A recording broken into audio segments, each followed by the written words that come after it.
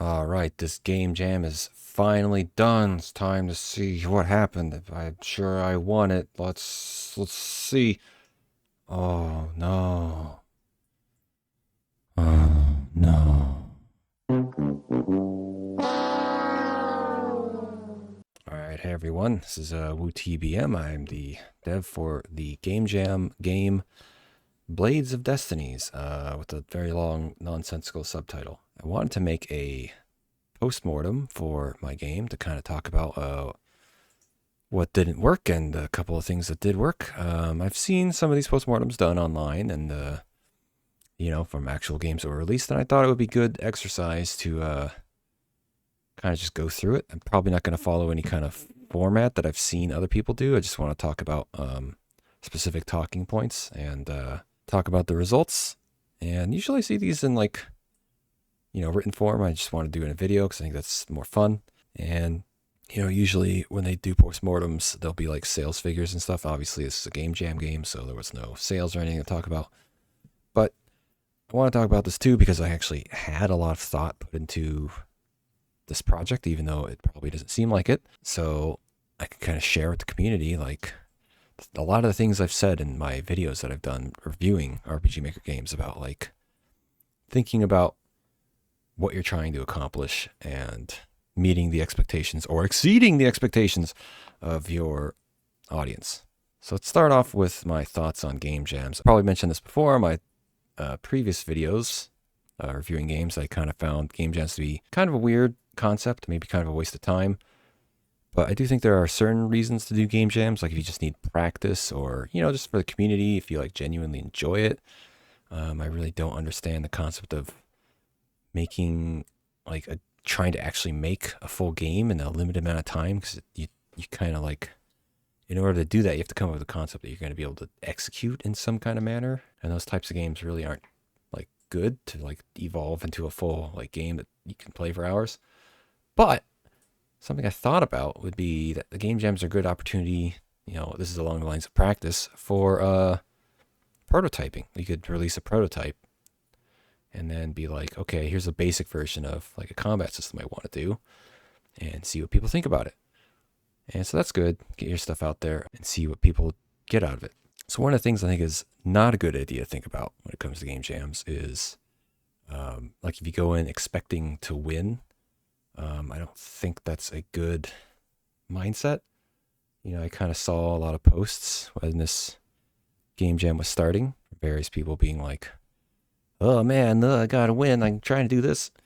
And, you're just, you're setting yourself up for a bad time if you do that. I don't think it makes sense to do these competitive wise. Now, this one did have a prize pool in it, so I guess for this one, maybe it's a good idea to win. But let me talk about why this is still not good, because in my opinion, the person who wins is the person, or more likely team, with the most effort. So what does that mean? It means, you have this month worth of time. And so a team that has like 2, 3, 4, 5 people, and all of them are like burning the candle at both ends, working at least 40 hours a week on the game for a whole month. Like those are usually what it's going to be to win, what it's going to take to win the game jam. And if you're not doing that, then I don't expect to win. Like I went into this, I can tell you I absolutely was not going to do that. I did this by myself, for one. And for two, I have a whole slide talking about my own time constraints. And I want to talk about specifically about this beyond expectations theme of this game jam. I know this is probably seems like something skippable. By the way, in case you haven't noticed, there's chapters at the bottom of this video. So if you want to skip certain parts, like I know it's in the future, I'm going to be talking about music composing a lot. If you don't care about that, you can skip that part. But yeah, you can skip to the part you want. And I don't think you should skip this part necessarily. Just real quick, just want to talk about this because I think this is important, because a lot of people kind of went into this and were like, I don't know, overthinking the theme. And on the one hand, it seemed kind of vague to me. But realistically, I think what's most likely is RPG Maker was like bought by a new company, and they wanted to try to promote their thing that they're trying to sell. And so when they say beyond expectations, what they want is they want games that don't look like crappy RPG Maker games, like my entry. They don't want things like that. So that's my takeaway from what they meant by this theme. They didn't say that. They were very vague in describing it. But that would be my expectation of what they meant by beyond expectations. Make a game that isn't RPG Maker game garbage. So yeah. So I just wanted to look at these two really quick because I thought this was kind of interesting. This is another thing with game jams that is a little awkward. So you see the winner is Dine in Dungeon by Louis. You see there's a lot of custom art, a lot of great like art style. There's some sprite animations here. Interestingly enough, this does seem mostly to be a one-person team. He does have, or they do have, 4 voice actors, so I would consider them part of the team as well. Like, they also have music that's stock music, so that's kind of like substituting for a team member. And sound effects, which I guess people don't think about as much. And then a lot of plugins that they didn't make themselves. I'm wondering how much coding there is in this. I should talk about at some point the fact that I didn't play any of the games for this game jam. I'll bring that up later. I guess I was very selfish because I had my own goals in mind. I'll bring that up when I talk about my goals. And we can see here the top winner is a game called The Copper Knight with only 6 ratings, which is kind of interesting. And where is the top winner? There it is. It's 11. It's not even in the top 10. And it had 21 ratings, though. So this actually had a larger sample size. I don't know if this is just a case of like, you know, this dude's homies reviewed it. Glancing at this game, it does seem like it's, once again, pretty high effort, except for this store page. You have a writer, developer, an artist, and a musician, so 3-person team. As I said, usually it's going to be a team that's doing the best in this thing. You can kind of see that continuing on. Oh, this actually looks like a first 1-person team, but maybe they just don't mention their teammates on here. Oh, this one doesn't either. Wow, maybe it is possible to win as a single-person team. But this one honestly seems a little weird. I guess I should have played it to see what the hell they're talking about. And I'll talk about this music later on. So where does that leave me if I'm not one of these people putting in all this effort just to have mixed results where I potentially win the best votes, but the judges just go a different way? Well, I expected to lose, obviously. I'm just a single person and do not have great art skills. I kind of went for a very silly idea. So what were my goals? Well, my goal was to finish on time because I definitely saw some people who didn't finish their game and maybe never do. I've definitely had at least one interaction with someone like a year or so in the past where they were like, oh, well, submit my game to your show when it's done. And it was supposed to be a game jam game, but they didn't make it in time for the game jam. And it's very specific to that game jam. So it's like, I don't know why you would bother finishing this, and they never did. So I think it's good to finish on time because, you know what? If just having something that's done means you have something, if you don't finish, then you don't have a game, It's like a score of 1 out of 10 is better than a score of 0 out of 10. And my main goal, the secret here, was I just wanted to practice writing music. I haven't written music since I was a teenager. So I'm extremely rusty, and I've been tinkering with the idea of doing something for my game, Automatic Messiah. And so I wanted to see if I can even figure out how to do anything. And my final goal was to just make a game that's tolerable. Like, you play it and you don't hate it. I didn't think I would make something that was going to go beyond expectations. It was just going to be like, hey, that's cute. Cool, moving on with my life. So now you're asking the inevitable thing, which is, Why was your game so bad? Why didn't you just make a good game? Make a game good. Why come game so bad? Why come game no make good game? Why? Why? Well, I've got a lot of excuses. I guess in a proper postmortem, you'd call these challenges of game development, or some sort of jargon, industry terms and stuff. They try to be like, well, it was a learning experience and this and that. I just call them excuses because I have my reasons why, actually. Let's get into that. So, time constraints and tech difficulties. Now, these are going to be the same for everyone in the game jam. We only have, in this particular game jam, we only had 30 days. So, everyone only had 30 days. And games are not like movies. You can't just point a camera at something and the camera records it. You sometimes have things where you think you are making the simplest thing in the world and then nothing works. Something goes wrong. And so you lose a bunch of time to like debugging and stuff for like nonsense where you're like, how is this broken? And then there are other things that can always go wrong in real life too. Because, we're not doing this professionally. We don't have the ability to stop real life from interrupting our hobby. We don't have any reasonable person is going to have to put their silly game jam on hold to take care of real life stuff that comes up.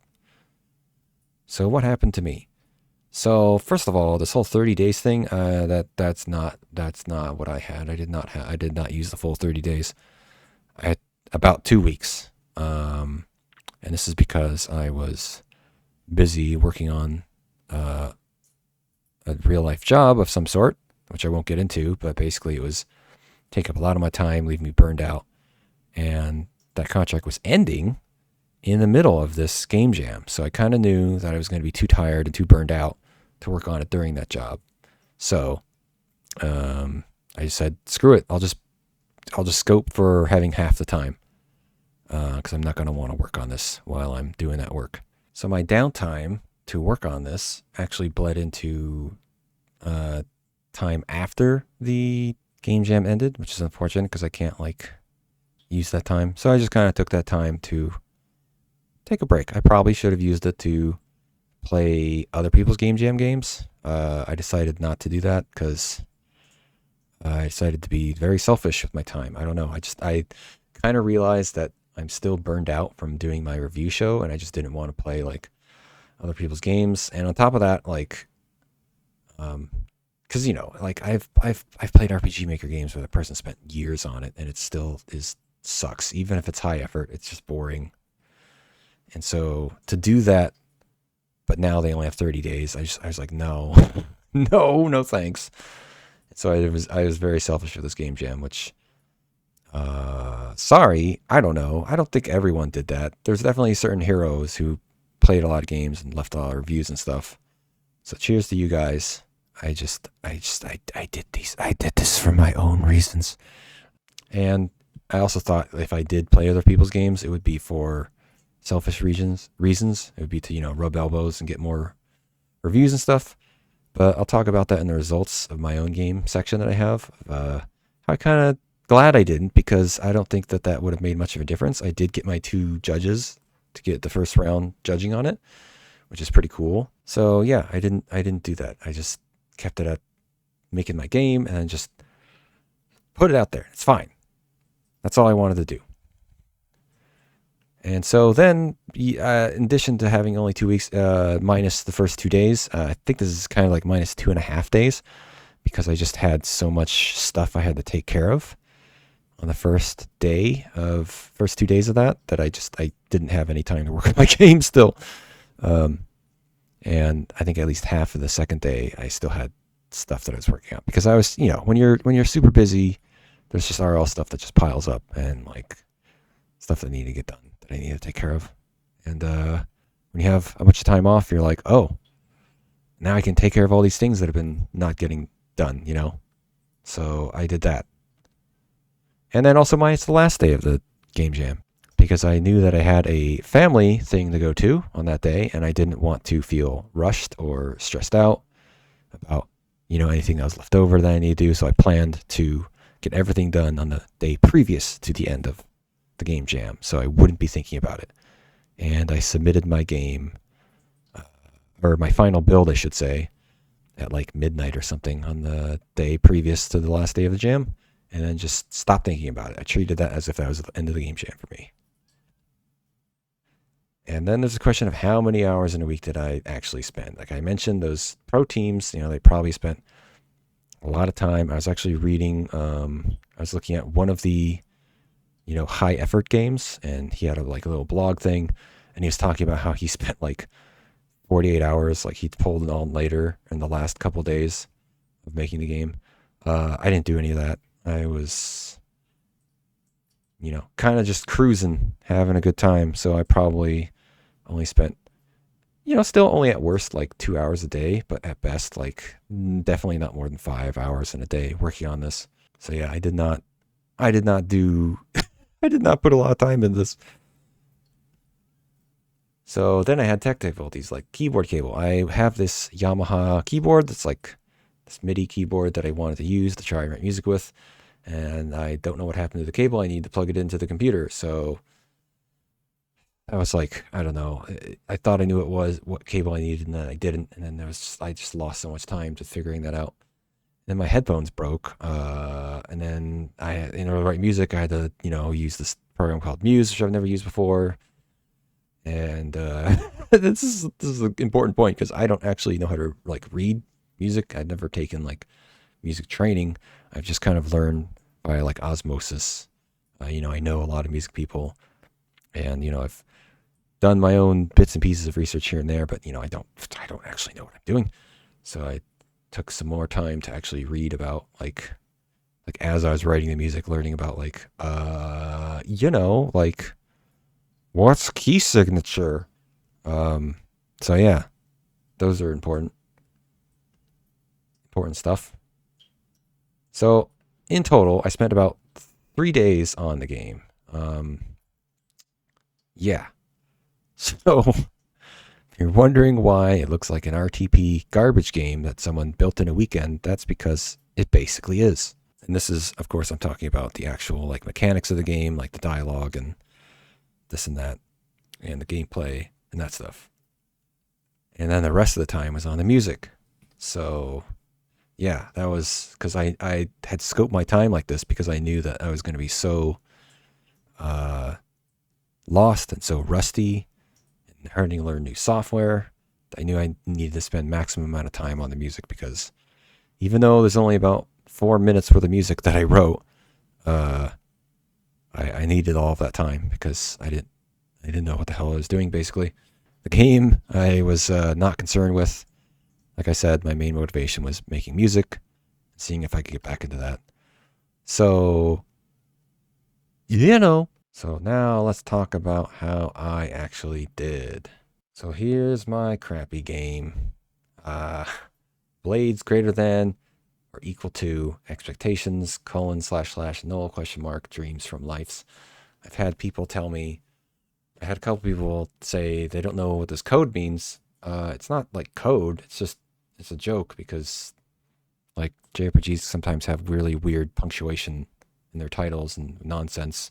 The main one I quoted as inspiration was Kingdom Hearts 352 over 2 or something. I don't even know. And like birth from sleep.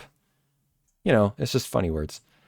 So I didn't spend a lot of time on this store page. I didn't mention this when I was talking about my challenges of how much time I spent on things. I don't know where this kind of falls. I obviously didn't spend a lot of time on it. I kind of just reused this crappy title screen again. And I had some idea of a joke to write here, and I didn't have a lot of screenshots because how do you like take screenshots of something that's like so generic? That I kind of put myself into a bad situation here.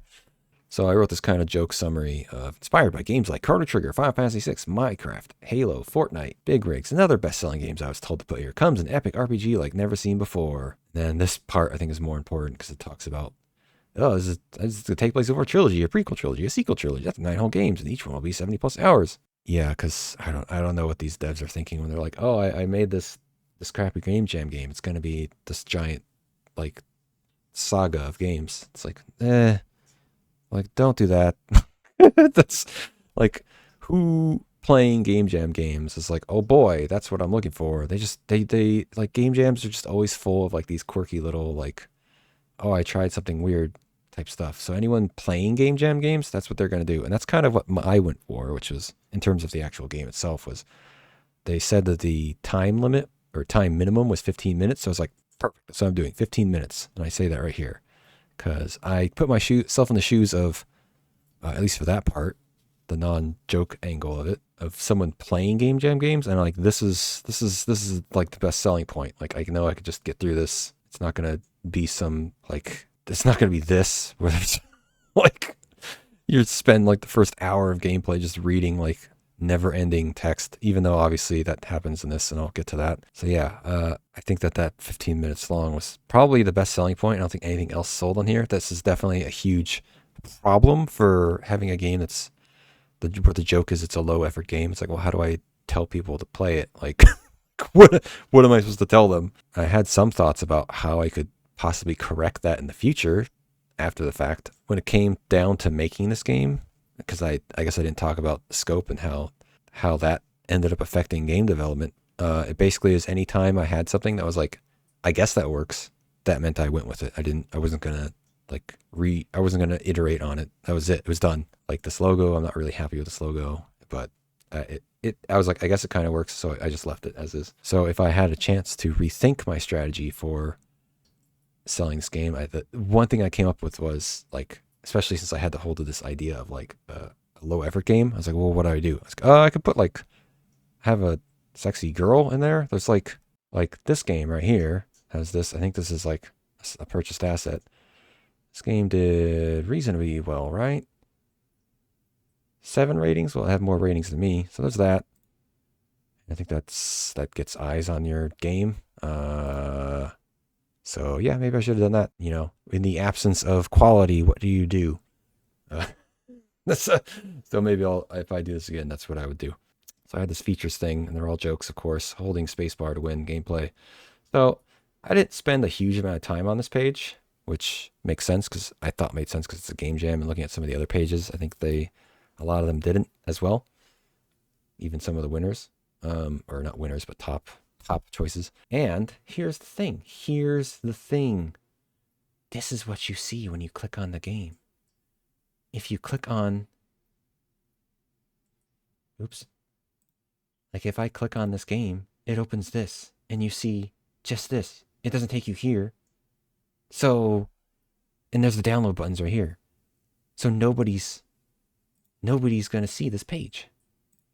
Not this page, this page. Nobody's going to see this page. And I didn't know that going into this. So if I knew that, I would have, thought more about what this page looks like. Maybe have a fourth screenshot for this. Maybe have something that's more appealing. I mean, obviously having this be something interesting is going to be the main thing. But again, I don't know. Aside from Hot Babe as the main character, like how do you sell something that's meant to be low effort and crappy?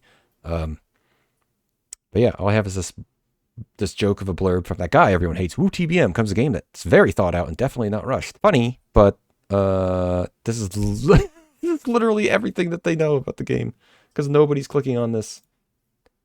Nobody's clicking on the the game to see the next thing. Nobody's doing that. So whoops. So here's how I did. Here's the numbers, and sometimes it's hard to take criticism and be like, oh, I didn't do better than this. There's definitely certain things to consider about this. Like you see here on the results page, it says there was 262 entries, but only 209 of them actually got reviews. Just under 80% of them actually got reviews. And the average number of ratings per game was 3.4 and the median was 3. So the fact that I got 5 ratings is like actually good when you look at it that way. It does mean that these are worse, because instead of this being right smack in the middle of 260, it's it's less than that because it's out of 200, which I think is pretty good because, like I said, as I've been showing you, this game is intended to be garbage and came out as garbage and had all sorts of problems with it, challenges that prevented it from being any better than what it was. So I wanted to talk about this rating system they have here because it makes no sense because as far as I understand, only the people in the playing games in the game jam use this, and the judges don't. I mean, they use it on their end, but we can't see that here, I don't think. So the judges, I'm sure, are beholden to these, but obviously, are people even reading this? They're not required to. So they just kind of take these words at whatever they think they mean. So I feel like there's two different meanings with these words. The only one I think is obvious is gameplay, which I got a 1.6, which I guess it's the one I find the most. I mean, I would say it hurts, but obviously, I know that my gameplay is like nothing. It sucks. Like that was kind of a joke. But I find it very unfair even still because it's like, well, I mean, really, I'm playing if I play these other game jam games, am I not gonna be able to hold spacebar to win? I don't know, dude. Some of them are like walk around and click on things. Like, do people think that's good gameplay? Like, I looked at some of the winners and the top ones, and I'm like, this game is gorgeous and stuff, but I doubt the gameplay is that good. So I don't know. I don't know where people's heads are at. It's like, and I do know that the big problem with my gameplay is that there's too much grinding, quote unquote, because they up the encounter rate. And I do find that it is a very interesting phenomenon of like, if you just tweak things a little bit too much, it becomes extremely frustrating. Like, extremely frustrating. Like, unanimously, even me when I was playtesting, I was like, oh no, this is too much. I thought about not doing it, but I was really worried that the game would be considered too short and get disqualified. So I turned up the encounter rating, and boy, oh boy, that one thing, because I actually did play it with like an encounter rate that I thought was, it kind of made the joke of, oh, the encounter rate's too high, but you were able to get to the castle fast enough that it didn't like super burn you out. And the funny thing is, the end result is I think I only added like 2 minutes with my change to encounter rate.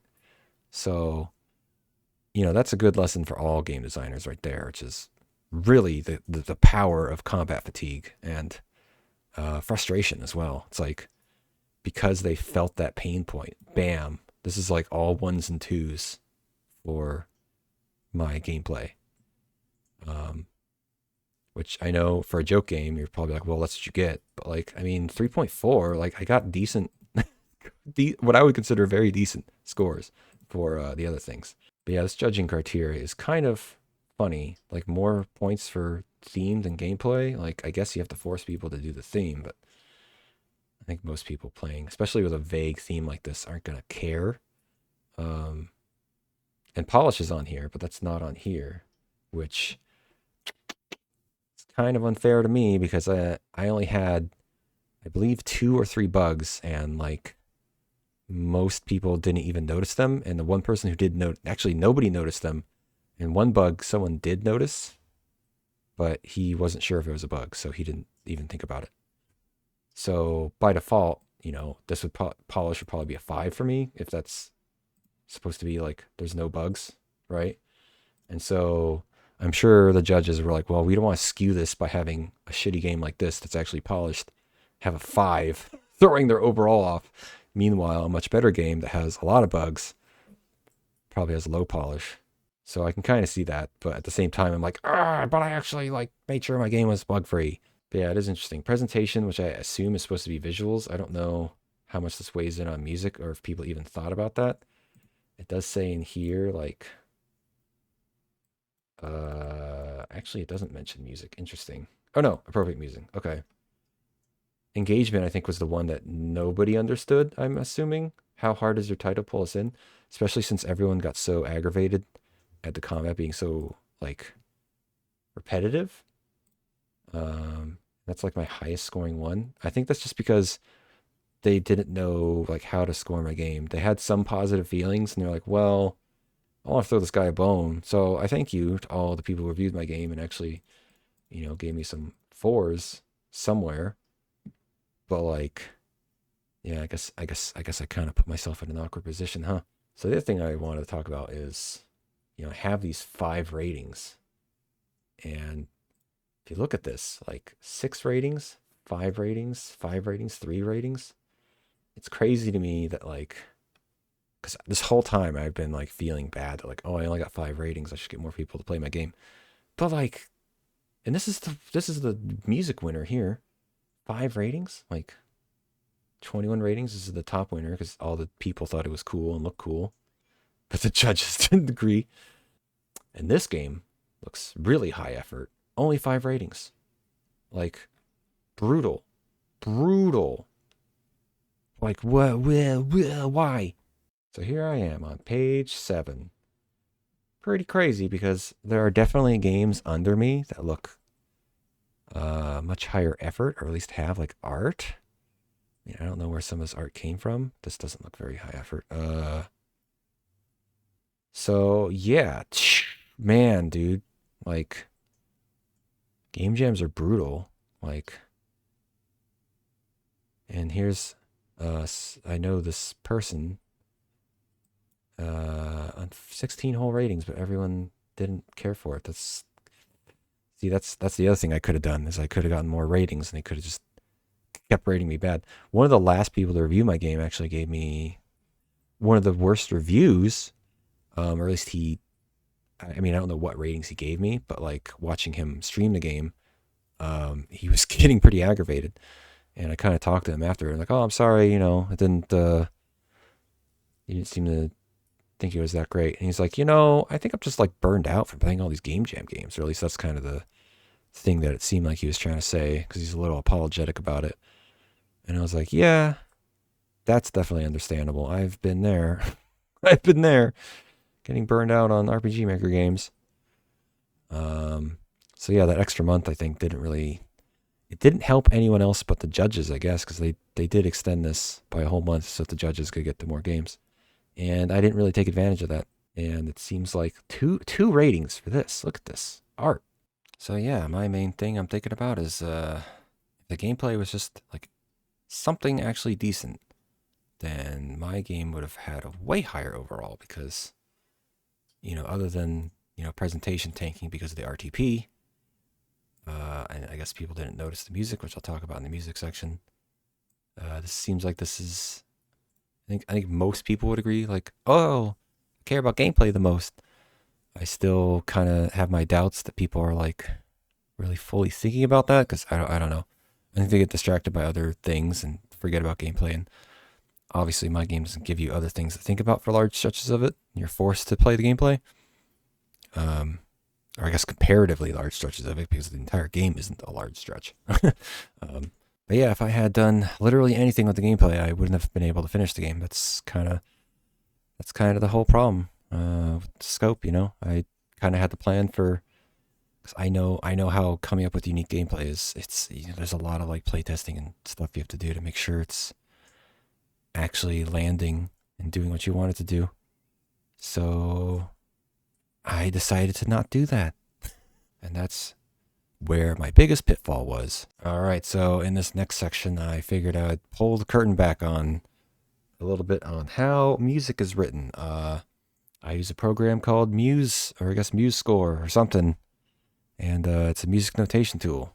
So here it is. And wow, look at that. It's actually music notation. It's not, I don't know, MIDI thing that people use. So the big question you might be asking is, well, why are you doing this? Especially when you find out that I can't read music. Well, I don't. It just makes sense to me more than like just like raw like data. Like the other way that I've seen from programming MIDIs is just like programming like raw data, and it just feels so ugly. Like I'd rather use a system that's existed for literally hundreds of years. That's like, people have kind of figured out was the best way to like articulate what's happening in a song. It just makes it, I just feel like it makes it way easier to like figure out things like 4/4. Like 4/4 is makes so much sense. Like it's just a great groundwork, and like if you learn more about, the more I learn about it, it's like the more I feel like I can do, at least in terms of like actual music. In terms of like doing the things that a DAW, digital audio workbench, is that what that stands for? It can't do any of that. So that's a problem. But I guess I don't really care. I've kind of have this whole attitude of like not liking like modern music and like quote unquote. I often refer to these like modern composers as like DJs or like sound engineers. Like they don't seem like they care about like you know like where music came from. And that's kind of I don't know, seems silly to me to throw away like history and do everything in such a beep boop digital manner. So this is the title track, and you can see it's very slow. And something I should mention about the music is the music's actually also supposed to be humorous as well.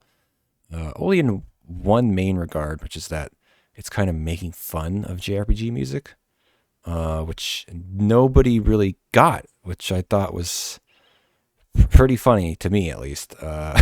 It's because you see here I have a tempo of 72 beats per minute, and I'm using a lot of like quarter notes, and this is a half note with a I forgot what this is called, but this is basically a half note with a quarter note tied to it, so it's considered like a three quarters note. So this is very slow compared to the combat music, which is like 212 beats per minute, and it has a lot of like 16th notes and like triplets and stuff. So, it's kind of, I made fun of it in other games I reviewed where it makes me laugh when a JRPG has like this soft, wistful, like emotional, like title track, and then the combat is like Slayer. So that's basically what I did.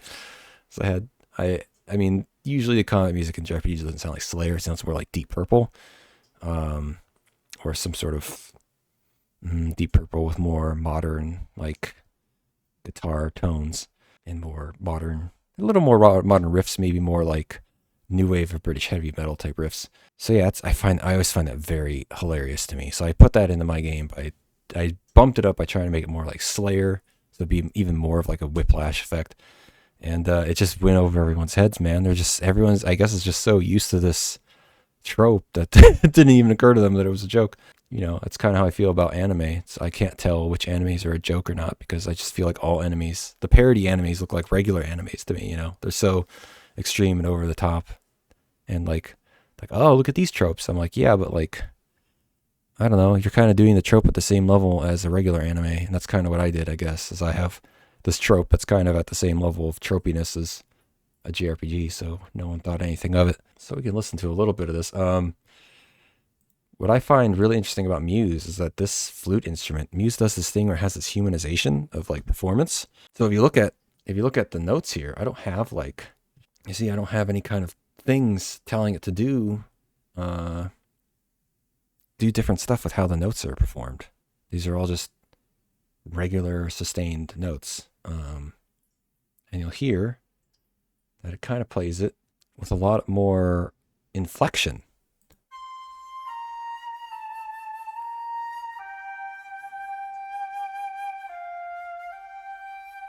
You can hear that like wavering.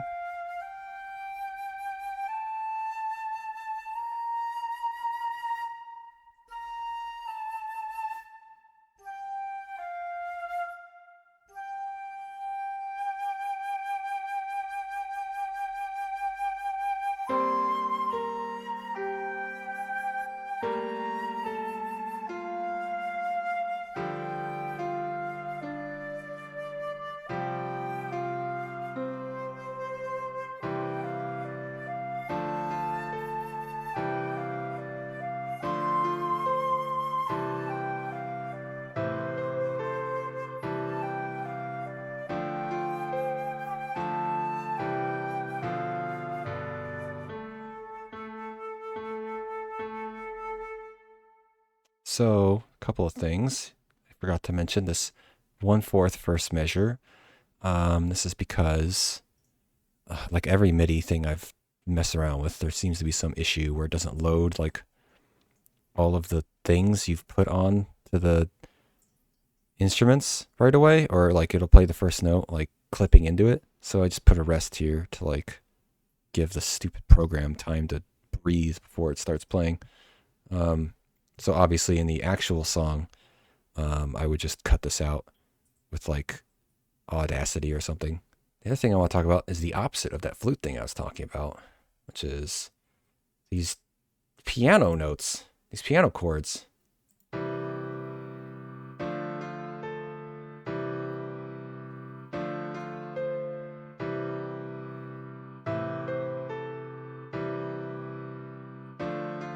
There's like some sort of like unnatural, maybe it's this one.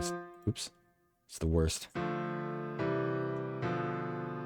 It just sounds like kind of like way too like staccato. It's like the problem with this is it doesn't have humanization for like baseline human error, which is that humans never perform music, perfect down to the nanosecond. So that's why whenever you hear a MIDI, which is played by a computer, it does play it exactly on the beat. And it'll sound more robotic because of that. And the best way to showcase this is if I have the same instrument playing twice, it'll just be twice as loud, which is not how not how it should work.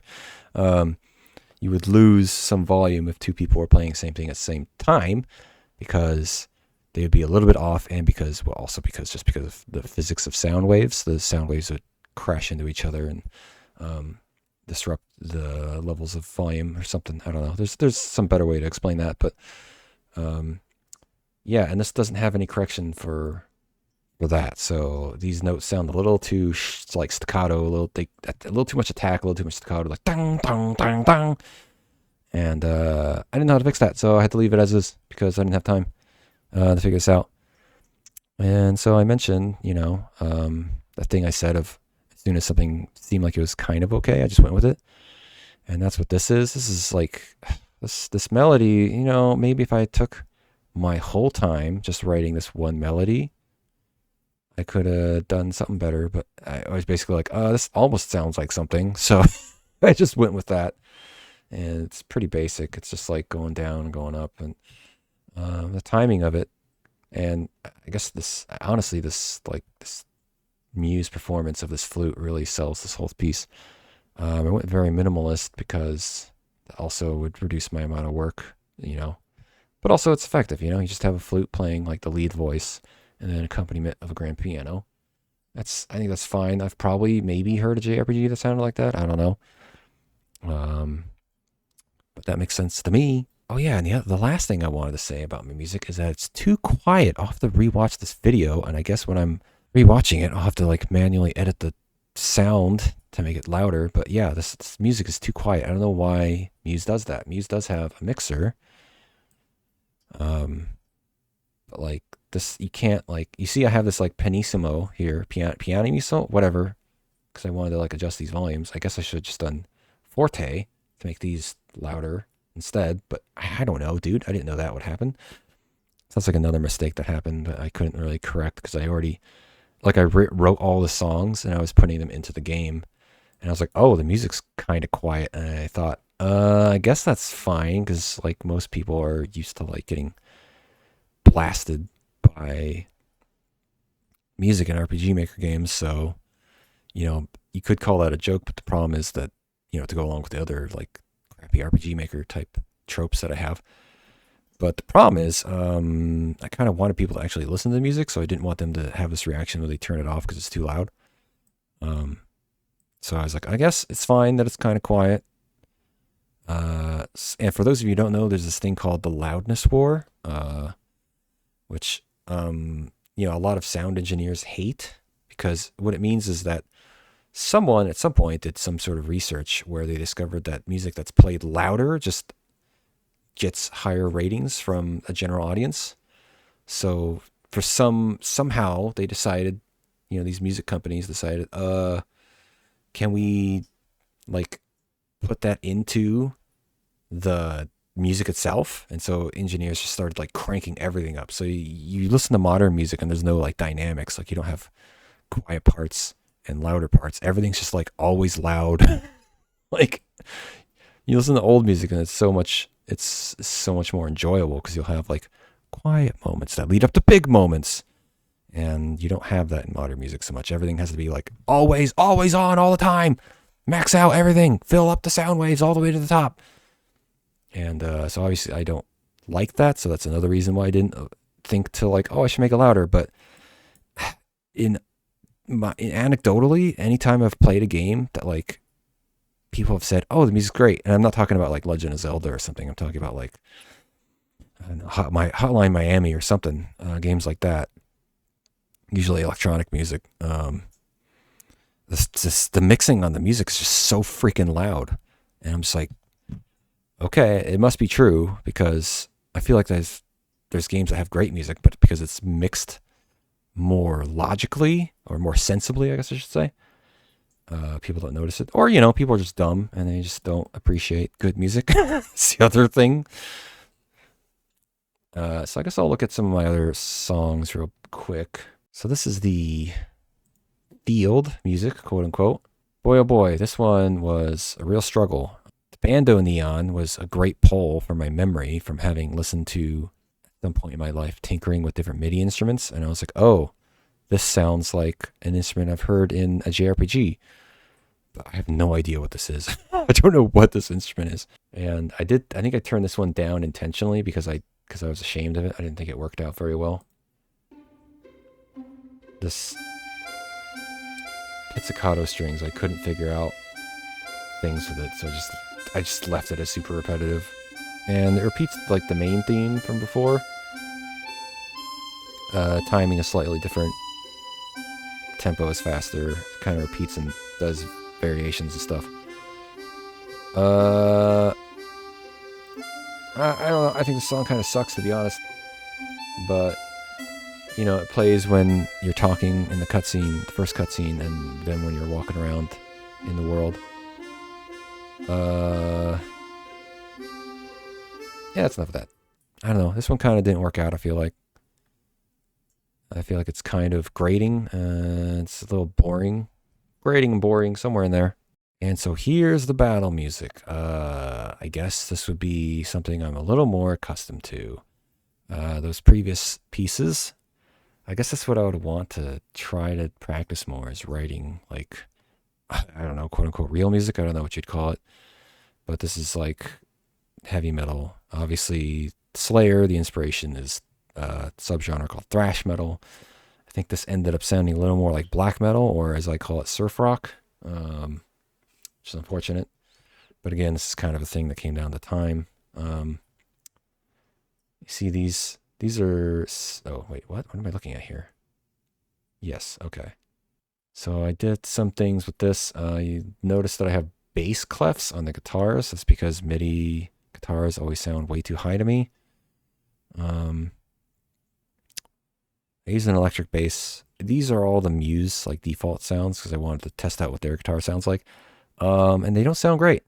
That's definitely one of the things that I would have fixed if I had more time, is I would have shopped around more for sound fonts to have a guitar that's more satisfying. So that whole thing I said about the flute sounding really great does not apply to guitar. I don't think that I don't know. I guess there's just too many different genres of guitar and too many things you can do with a guitar.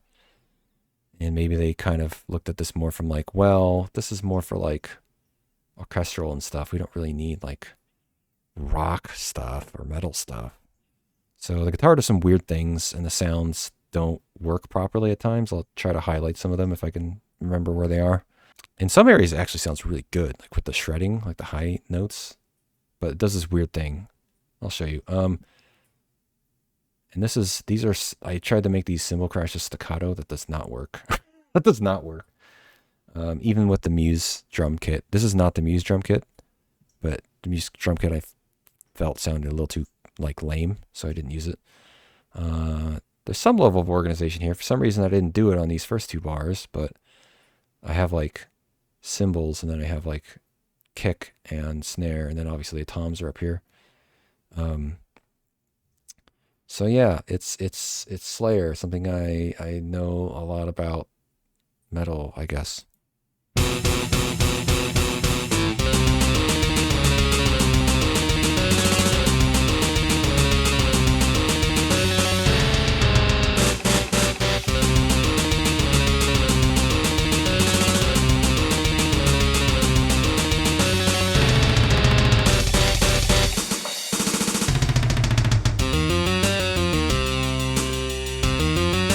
So yeah, this riff sucks. So in a Slayer song, you usually either have a part that's a slower part and then a part that's a faster part. And so that's what I kind of did, like the old traditional way of Slayer things. Um, and I just noticed as I was looking at this, I was like, oh, what the hell happened here? Um, I know what that is. There's a lot of like the program tries to fix your notation if you're like deleting notes and stuff. And, sometimes it just doesn't know what the hell you're doing. And I was like, I don't have time to like make this clean looking. Like it doesn't actually matter because I'm not actually like handing this to a musician to play it. So I was like, whatever. So sorry, my notation looks terrible. Um, I know you're probably thinking, well, why are you using notation if you're letting it look terrible? But again, the answer is I just find it. I think it's more like it makes sense to me. And so yeah. So yeah, this part is not as good as it could have been. There was some other stuff I wanted to do with the riff, but I kept it more basic. I think this riff is particularly egregious. I don't know, sounds like Scooby Doo or something. It does not sound like a Slayer riff. Um, but I was really struggling with this part, so I just kind of was like, I guess that sounds like something, so I left that in. And yeah, there's a tempo change, like a typical Slayer song. It's not actually that big of a jump. It's only 180 from 216. I couldn't commit to a bigger tempo change. I just didn't feel right. So I don't know. I guess I need to do more Slayer research to see just how big their tempo changes are. But it felt weird to go from like 216 to like 120 or 140. So I just did 180. You see here I have 5 different toms, which is, oh wait, no, this is only 4 toms. Huh. I think on another song I used 5 toms. But I guess I didn't talk about this. When I write music, I try to imagine like what the band size is and what they're all capable of doing. Because I want it to sound, even though obviously I'm not going to have real musicians play it, I want it to sound like it could be played by a musician. Obviously, the musician may need to be a virtuoso, but that's fine. As long as they're not doing anything nonsensical. I don't want a drummer that has like 3 arms or 2 drummers. I just want to have a nice 2 guitar, 1 bass, 1 drum kit. And I think 4 toms is generally reasonable for expectations of a drummer. There's definitely some stuff I wanted to do with. I want to do some stuff with like the drums to be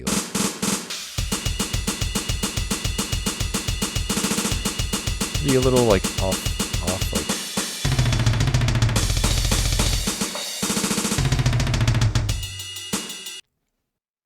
to have kind of a little more unpredictable like shuffles and stuff. I don't know, weird drum stuff, but like I couldn't seem to figure it out, so I just stuck with just the usual 8th notes, quarter notes, 16th notes, and obviously I had some triplets there, which maybe didn't work perfectly, but whatever.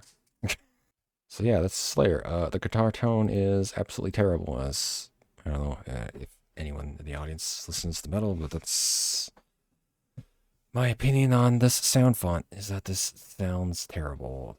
And then this is the victory music, which is very, very simple. Like I mentioned, this guitar sound font actually sounds pretty good for these like high notes. You see, I had to use 2 guitars. Interestingly enough, did you hear that there was no attack on that note? It's because I didn't have this quarter note for it to load. Interestingly enough, the humanization I talked about, it kicks in when you play chords. So like the chords sound like, and I guess more physically realistic than having 2 notes played at the same time. So I had to use 2 guitars to make that harmony happen. So it actually would sound like, someone doubling in the soundtrack. I just thought that was kind of a funny tidbit that I actually had to double it for that to work properly. I think this was probably the most well-received part of my soundtrack, which is unfortunate. It's like the simplest, like literally 2 measures.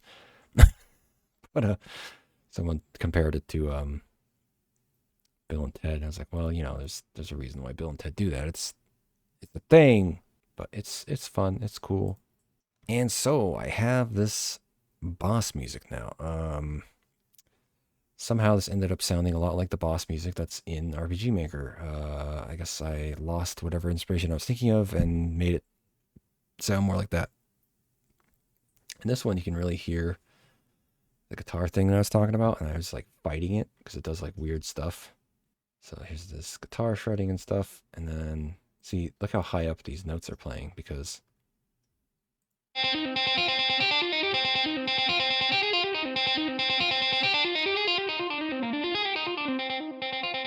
yeah, you hear how it sounds a little like muffled or muted or something with those lower notes. I don't know what the hell's going on there. But compare that to like when it's high notes.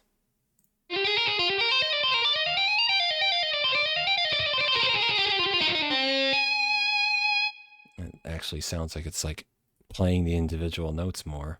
So yeah, this is the big piece. This was the thing I was working on at the 11th hour, trying to get everything done. A lot of my work on composing was just fighting to figure out like what the hell I was even doing. So this was like the last day, and I was just like, oh God, I want to have at least one more song. I actually scoped out. I was going to have a song that plays. There's two I had cut out. I had one idea that I was going to do for during the opening text.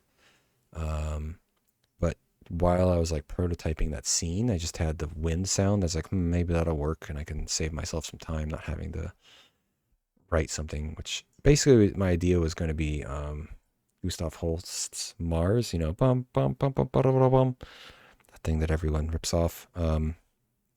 And I would do some weird things where like the timing would be slightly off sometimes, or like slightly be the wrong pitch. And I thought about having some sort of like eventing in RPG Maker to like play the different things, but I thought, oh, maybe I'll just put it in one long song or something. To save on having to figure out the eventing and the randomization and stuff. Just kind of like the effect would be like, it's overly repetitive, but then there'd be like these weird mistakes. And that'd be pretty funny. But I cut that idea because I was like, I'll save some time. And the other thing was, during the credits, I wanted to have like a funky tune play. I'll show you. So this is my main inspiration for that. I just think it's so funny that in the NES Silver Surfer game, when you beat the game, it just plays this funky tune. Like the whole game's been so dramatic and cosmic and crazy. And then when you get to enter in your name, it has this amazing like funk, like keyboards and stuff.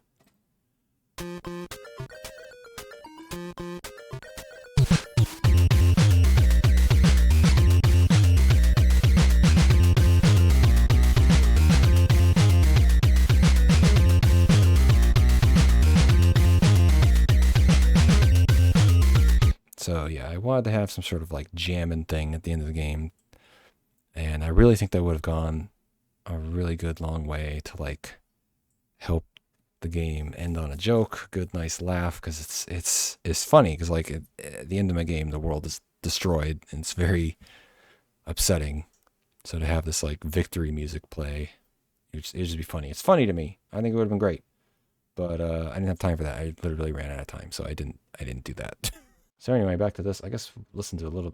I don't know. This one didn't turn out too great either. I definitely fought with mixing on this. You can see the harpsichords have like quadruple or quintuple forte on it, which I don't know if they're like trying to be realistic, because if you know your history, you know that harpsichords were replaced by pianos in orchestras because harpsichords are too quiet. And I guess, I don't know, I guess that's what Muse decided. Like, oh, well, the harpsichords are too quiet, so it should be too quiet in the mix. Like, okay.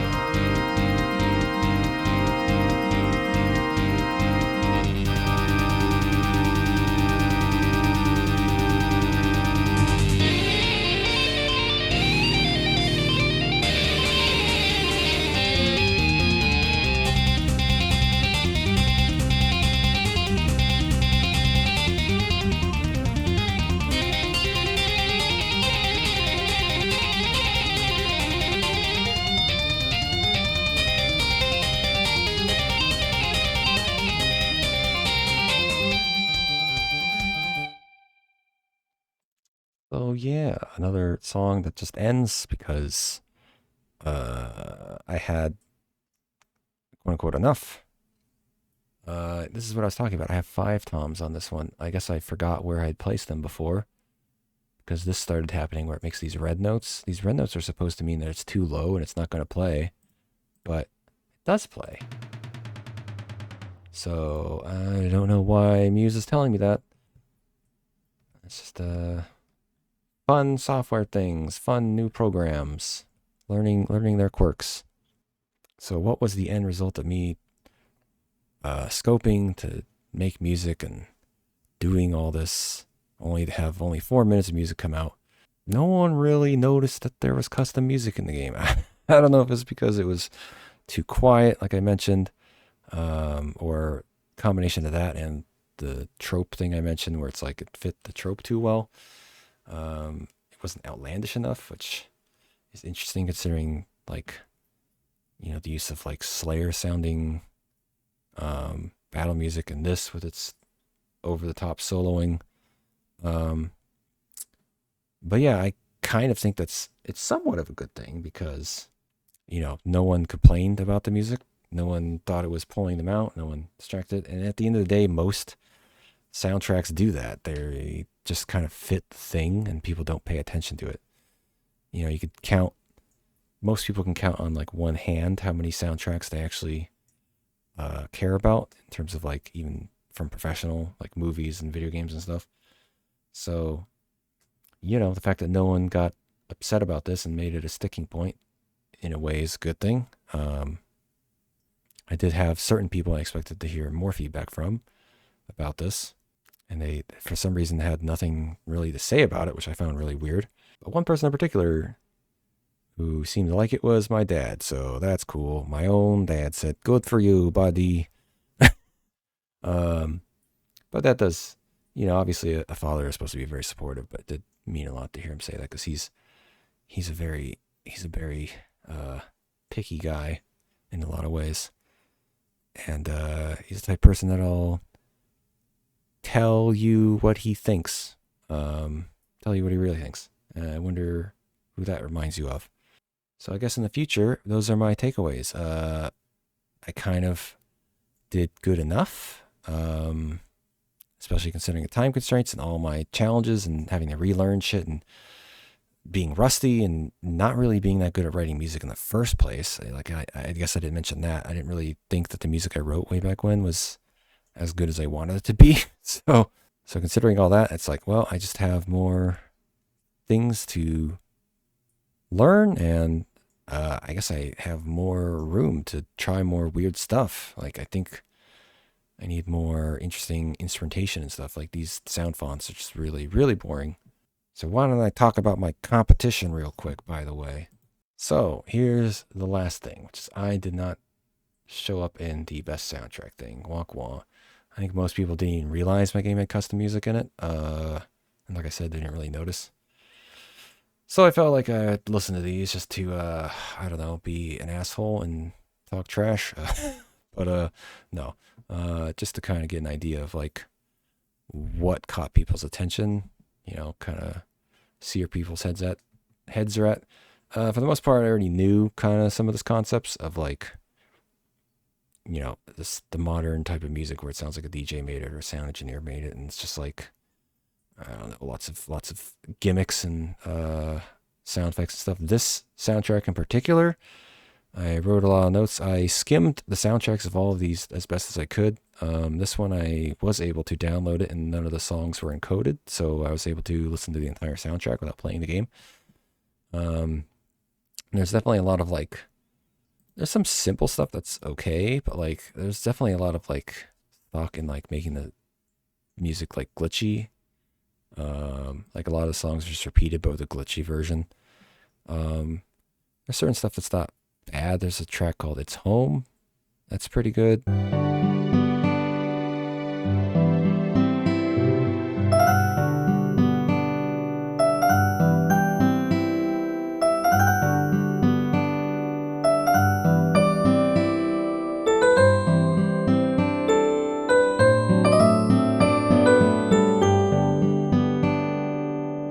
I'm not sure if this there's a song called Infernal Dream. Like the title of it is like really long. I'm not sure if it actually shows up in the game or if it's from something else. And it kind of reminds me of like some classical song or a Castlevania piece or something. I'm not sure. It feels like it reminds me of something. But that one was pretty good.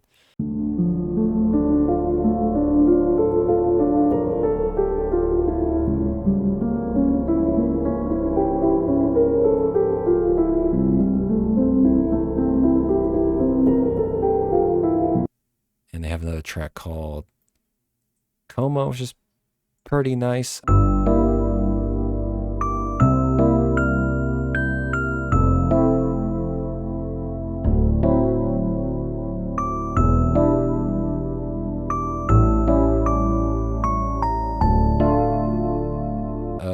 The main thing I noticed was that the main theme is surprisingly like weak in this game. It's kind of sounds like, I think it's the same theme that's in Coma, like a piece of it, but it's mostly just like a loud hum.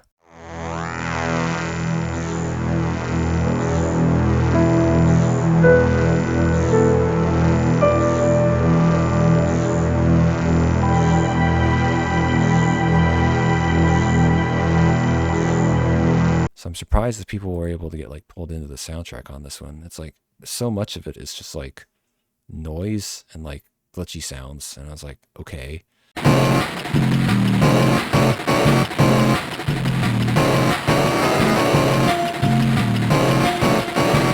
And there's, you know, pieces of it that are fine, very simple but fine. It's not my cup of tea, I guess is the best way to put that. I certainly would not have elected it as best soundtrack if I was a judge.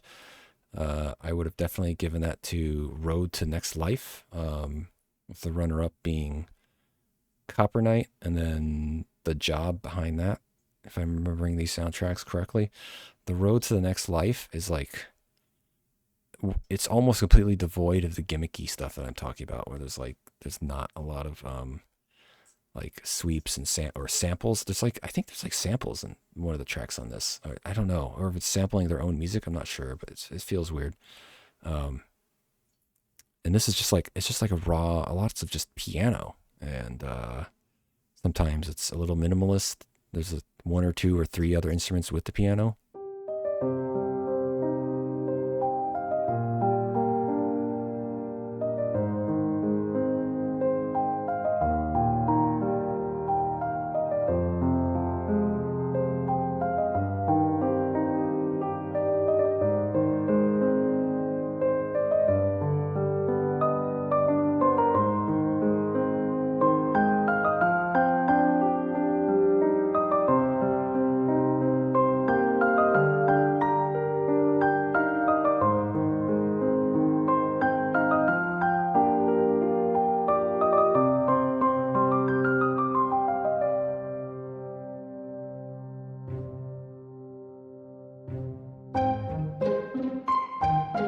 Thing that I need to point out to people when it comes to soundtracks is like, if you're building emotions by having like cheap tricks and sound effects, that's not as interesting as doing it with like actual musical like notes, which is what Road to Next Life does. And that's why I actually found myself like listening to it. Like all these I just like skimmed in a few minutes, but this one is actually like listening to the tracks for more than I intended to. So I don't know what they mean by lush textures, but whatever. Yeah, this one actually has a good soundtrack. Copper Knight is also really good. The composer is a guitarist of some sort. I looked at his YouTube channel. He does like metal covers of things. So one of the tracks is like, it says it's unused in the Game Jam, which I don't know what that's like. Why is it there then? But it's him like actually like rocking out on a guitar. He's actually a really good musician.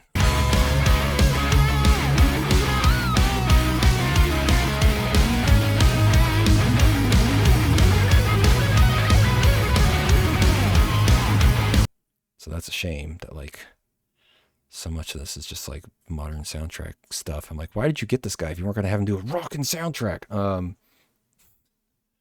But this is really good. It's like 40 minutes of music too, which is a little bit, I don't know how much of that is actually like legit, because some of the songs sound like they're like a 1 minute loop that's repeated a couple times. So I'm not sure if it actually is 40 whole minutes, but it's a lot. It's a lot, man. It's a lot of work.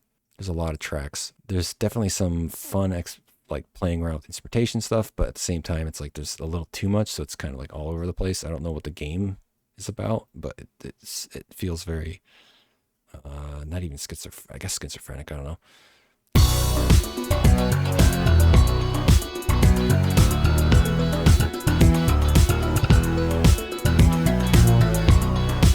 I would prefer a more unified sound. The production's really good on it. Funny enough, there's a track called Defy Expectations, and it's probably the lamest track. Like, it's just so like basic and just sounds like a video game loop.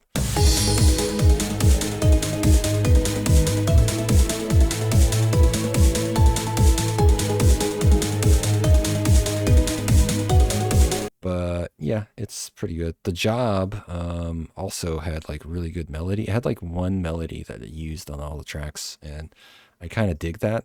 It's like the theme that recurs throughout the whole thing. It's not a ton of music like Copper Night is, but you know, the fact that they're doing like rearrangements of the same theme is pretty cool.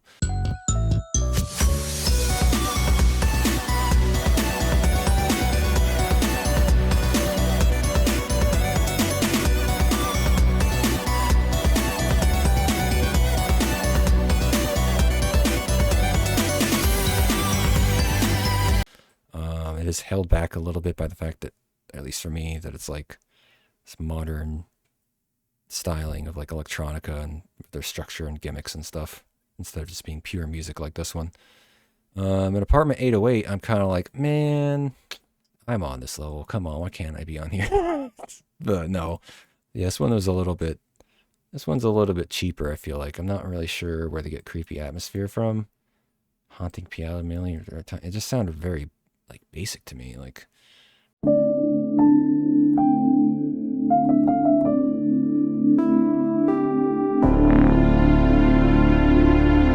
let's see, what do they write here? Main theme gets used twice with slightly different instruments, then both of them are reversed for 2 more tracks. Loop 0 gets used twice. One version has drums and a switch to MIDI guitar. Drums are kind of fun. And there's an elevator theme, which doesn't really sound like Muzak. Sounds a little samba-ish. And I just mostly remember this one overall being very simplistic, so that's why I'm kind of like, I made a very simple soundtrack. Why not me? But all in all, none of these are like, I wouldn't say they don't deserve to be here. They're a lot of effort, and clearly people who have spent a lot of time perfecting their ways of doing things. I just wish this guy wasn't the winner, funny enough. Kind of feel like he spends maybe a little, or they, I should say, I don't know if it's a he or she or whatever. There's a little too much time fiddling around with making weird sounds and glitchiness, and not enough like actual like melody and like this is so good. Like I don't get out of here. Get out of here. Anyway, that's the world we live in, and I'm not there yet. That's the takeaway here. Maybe someday, but I'm not like going to be trying to like win categories here. I just want to do my own weird stuff. So yeah, that's the music. Just last thing I want to say about that was, you know, I talked about learning music, and one of the things I tried to apply was key signatures, because I don't actually, you know, having not learned music properly, I only know of the concept of key signatures. I've not really learned how to use them properly. I just kind of looked up what are like the notes of each key and kind of decided based on common tropes. So like the main theme is in D minor to be sad. I forget what other keys I use, but I think depends on the song. Certain songs, like anything that had a guitar in it, I was a little more loose. Even the songs that were in a select key, I kind of bent the rules a little bit here and there, I think. But yeah, that's something I also highly recommend to anyone trying to write music. Is you know, something I've heard is that when you're within a key, within a scale, you can play any note like in any order and it sounds good. You just have to have kind of like a general like rhythm and feel to the music, and then that's it. I mean, it's not going to, you know, obviously writing a good song is a lot more complicated. That's oversimplifying it. But yeah, it definitely felt really easy when I was just playing the notes that I was forced to, basically. could just kind of tinker around and find some kind of idea. So yeah, learn music, folks. Do it! If you want to write music, learn music. Don't just become a DJ. Anyway, let's give this game a shot, huh? I wanted to do a playthrough to kind of do a dev commentary and stuff, and I think that's the best way to kind of capture all of my thoughts, is to go scene by scene. So as I mentioned, the start menu is very much a victim of the thing I was talking about, where it's like as soon as I had something that vaguely worked, I just kept it. This logo feels very word art from Microsoft Word. Probably worse, to be honest. I actually applied like a lowered opacity to it because I was like, I don't like it, and I just made it very slightly transparent. Maybe I should have made it more transparent so you can't even see it. This part of the background is actually just like stock art of like that I got from Adobe. They just have like different symbols and packs and stuff you can download. And I just kind of applied gradients and transparencies and stuff because I didn't have any custom art. In the background is the standard, one of the parallaxes from the RTP. I just kind of applied, I don't know, saturation or something to it to make it look different. Again, this is probably one of the things that if I were to put more effort into it, this is probably one of the main things, or at least, I mean, the game needs some sort of art to attract people, right? That's what people look for. The options I kept very simple. This is like default EMFly stuff. The only reason I have EMFly at all is because of keyboard config. That's the main reason. I have always dash and command remember on by default because if you read the description, I talk about hold spacebar to win, and command remember makes that possible. It's kind of like, I don't know, I guess I want to say it's bad game design, but I have it in Automatic Messiah, and it's pretty useful sometimes, but man, a lot of times it's like, you shouldn't be able to hold spacebar to play the game. That's the joke, right? Like, you should have to choose and think about what you're doing. So the game starts with an opening text scroll, and I'll watch it, and I'll just kind of not fully comment on it, because what I want to do afterwards is read it, because if you've seen my game, you know if there's a joke that the text goes too fast. I have this wind sound effect because I was using it in prototyping. Originally, my plan was to have a piece of music that would be reminiscent of Gustav Holst's Mars. And it would be like super overly repetitive to like annoy the player. And I'd probably put like little mistakes in it where it's like either slightly pitched wrong sometimes or slightly off beat, just to make the player even more crazy. But then I kind of realized, this wind sound kind of works, and I feel like if I had two jokes going at once, maybe that would kind of distract from this main joke. So I went with the route of less work, because the main thing I kept doing is cutting out work for this game. If you saw that text, it was too fast to read. Don't even try. Now here comes this part, which is even faster, and if you can't tell, the words are actually blurred, so even if you screenshot this, you're not going to be able to read it very well. And I was trying to do like a motion blur effect to make it seem like it's like moving so fast that it's blurring. I don't think I did it quite right, but again, it was one of those things of like, the second it kind of looks okay, I just accepted it. He comes in from like black and fades, which is a pretty simple effect. I discovered that working on Automatic Messiah, and I decided to use it here. I use it more than once. It's pretty simple. You just flash the character black, and makes it seem like he's coming from a darker area. Alright, let me look at this text that I wanted to talk about. Alright, so believe it or not, there is actually a script, and you can actually read the text. I'll try to skim through this very quickly, because a lot of it is gibberish and nonsense, and certain parts do actually repeat, so I'll try to skip through that as fast as possible, just to cut to the parts that I think are funny. So obviously this part's readable. Born of hate, knows only anger. Born of love, he knows everything. Unknown, this is just kind of like gibberish. I think I was watching Red Letter Media or something, where like the movie started with a quote, and it was from Unknown, and they kind of made the joke that, oh, when it says unknown, that means the person who is the writer wrote it or something. And I thought that was pretty funny because it is, yeah, it does seem pretty pretentious to have a quote credited to nobody. And of course, this is just like nonsense. It's trying to tell me born. I do think this is the wrong way to use born. I'm pretty sure with the E, because these aren't actually the same word. Like one's not just an old English spelling. There is like an actual definition of born like this. I think it's, shoot, I don't remember. Anyway, so yeah, Land of Artepia has never known peace. Some people miss this, which I'm surprised. RPG people who work on the game didn't catch Artepia, but whatever. For the past 10,000 years, there's always been war. Some people, I definitely think this is funny, this concept of 10,000 years. It's very exaggerated, but at some point later on, I kind of thought, you know, how do you define this? If I'm saying the entire planet, like, arguably, if we're measuring in terms of the entire planet, there's probably been like the last 100,000 years have been on our own planet has been war, right? There's always some country that's having a war with another one. Prophecy states that a Starcleaver clan would settle. Is that how I wrote that? I feel like that's, I mean, it sounds weird, but this whole thing is going to sound weird, so I don't know. So obviously the main character's name is Bladion Starcleaver, which is a very JRPG sounding name. Starcleaver clan live in the plains of Shathon, where the great wildebeest of Yon once tread. I thought this was actually a gibberish word because, you know, yor would make more sense, I would think. But apparently Yon is a word. It means like, you know, like yonder, like over there. They were a warrior people and defeated the great wildebeest to tame this wild land. Oh, wow, that's very redundant.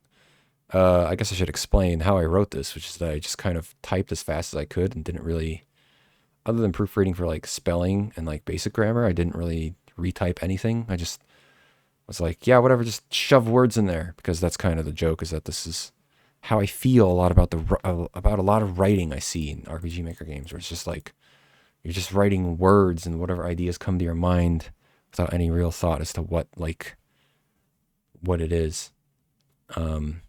And you'll see how much my typing becomes more and more just like stream of consciousness. Whatever words pop into my head, I just type them. I also wanted to explain that originally my idea was to do this joke, but just have AI write it. But they mentioned that AI would be a no-no, so just to be on the safe side, I just did it myself. Even though I'm pretty sure, because I'm using it in a way, especially down here, I would think that it would be fine to use an AI because it's like you can't even read it. But I didn't do that. I did not do that, and I'll show you. You'll believe me because AI is not this stupid, I don't think. So this, in turn, led to much prosperity and allowed commerce to flow as they encountered the many peoples of the big continent. So this is really funny because I basically forgot that I had already called my place Artepia, and I was like, oh, maybe there's multiple continents. I don't know, whatever. Moving on, not gonna correct anything. The lore literally doesn't matter. To the north were the Spearkin, who primarily used spears in combat. This was due to a war with the orcs, who were unable to figure out how to get past their portcullises, so they would stab at them through the bars. Naturally, this forged within their culture an innate closed-offness that made them slow to trust. To the south were the Findletons. This great society focused mainly on art and culture, but in turn made them quite adept at the use of magic. Being so smart, this had given them a sense of superiority that made others weary of them or even despise them, but their contributions were great nonetheless. These were the main three kingdoms of the land. For the sake of brevity, we will not discuss the subclans or minor clans. Although they make up a staggering amount of the population of the world, they live in too far a state of chaos that's too hard to be tracked. If you must know, there are 78 subclans and 92 minor clans. Each one is important in their role in history and will one day be revisited to further explain how they helped shape the world as it is now. Now, a brief history of the wars of the big continent. God, this is so long. All right. First came the Biblionic Wars, where the early first peoples fought, and it was decided where many divisions of land would lie. This would see the early ancestors of Starcleaver clan, then known only as Starweaver clan, and they would live in huts of straw and mud, and they were cavemen, much like the cavemen you see, but far more handsome. This handsomeness is what led them to their positions of power that allowed them to fight like demons. They had to fight like demons, for demons plagued the lands. It was their efforts which cleansed the land of demons. This begat the prophecy of Aquilonia. Begat's another word I'm just kind of like using. This is like, you know, in the Bible. I guess that's kind of what I was thinking of. So there's this like string of like, so and so, Aaron begat so and so and so begat so and so. Like it goes on forever. It's pretty funny. It's a pretty funny section of the Bible. I forget where it is. I want to say it's like Leviticus or something, but just very like comical writing. It's crazy. Like it feels like a parody. It is said that whoever wears the jeweled crown of Aquilonia is destined to do so with it upon a troubled brow, for they would bear the sins of the world and deal with the constant wars. And so the Star Weaver plan begat the Star Craver men, who begat the Star Doubter flan, who begat the Star Needer Dan, and then begat the Star Wielder stands, who would become the eventual creators of the Star Cleaver clan some 100 generations later. Even of each of these divisions perhaps exists in one form or another today as wandering individuals with no history or memory.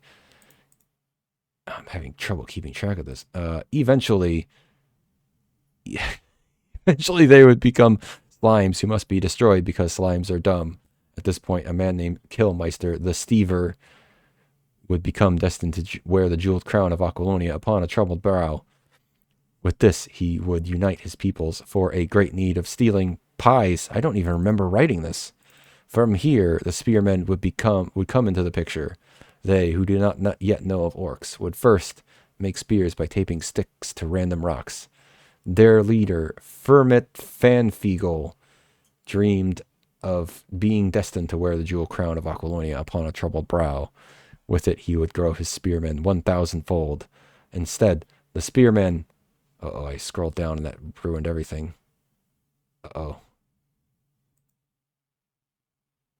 With it, the spearmen would grow 1,000-fold. Instead, the spearman would begat the speardin, who begat the spearjin, who begat the spearmen again.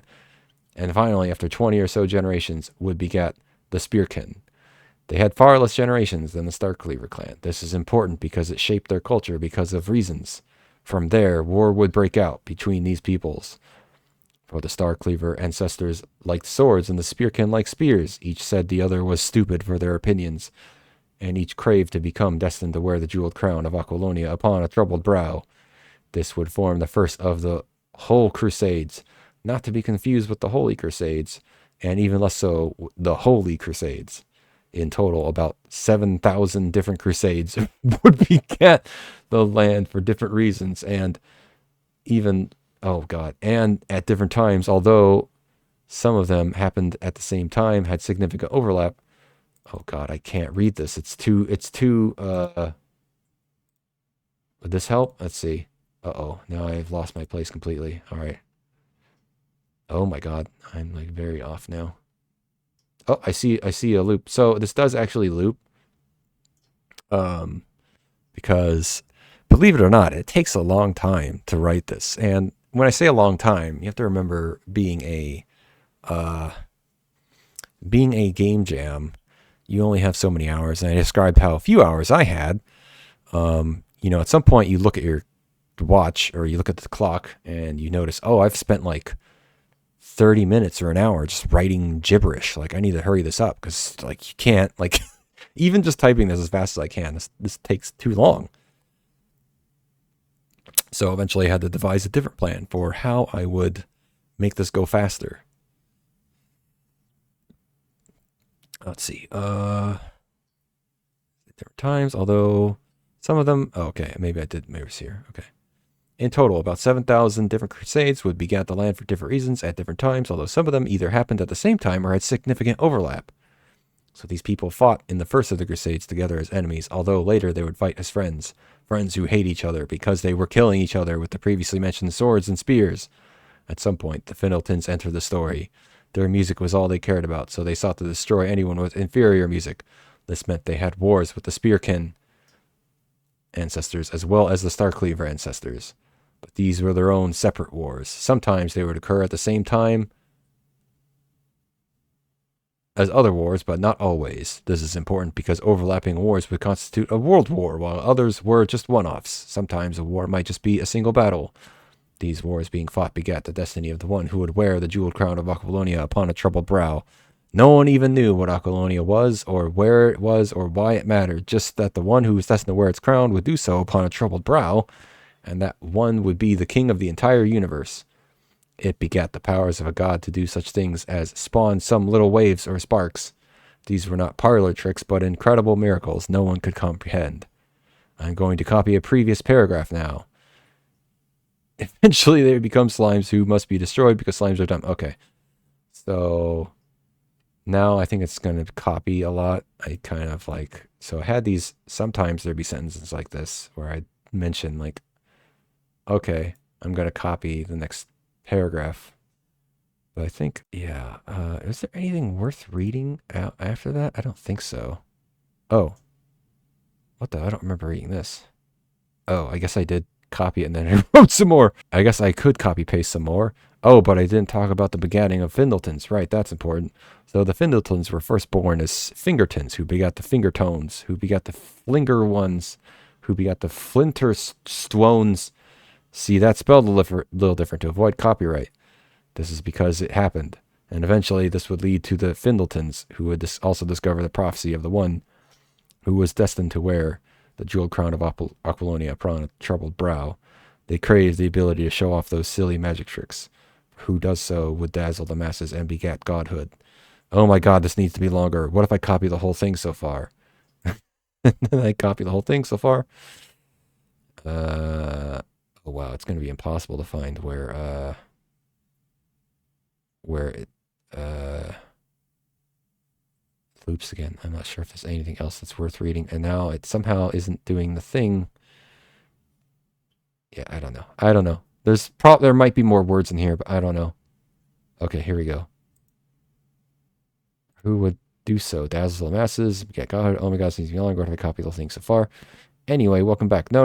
I need to copy it one more time. So long as it gets shifted a little bit, I think it would look like actual text maybe. Let's hope the illusion works out, because now I'm realizing how much typing this is. It's insane, man.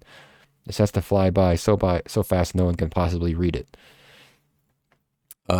Yeah, so one person said that it was looping. He thought it was maybe lorem ipsum, which maybe I should have just done that, but I don't know. This made me laugh, and now that I've had a chance to read it, hopefully it makes someone else laugh, because I don't know. Some of this I thought was pretty funny, because I do think it plays into the joke of the lore being like stupid nonsense. I think nonsensical lore is pretty funny. I don't know. And one person kind of made the comment of, yeah, this is why you don't have scrolling text. It's not actually necessarily the joke. I know this is obviously scrolling text, but more than that, it's about having lots of unnecessary lore. Like, you know, when I play the game, or if you've played the game, then you know that none of this matters at all. Like, none of this has anything to do with the stuff that happens. And so that's kind of the joke, is that, like, don't start your RPG with a bunch of lore that like doesn't influence like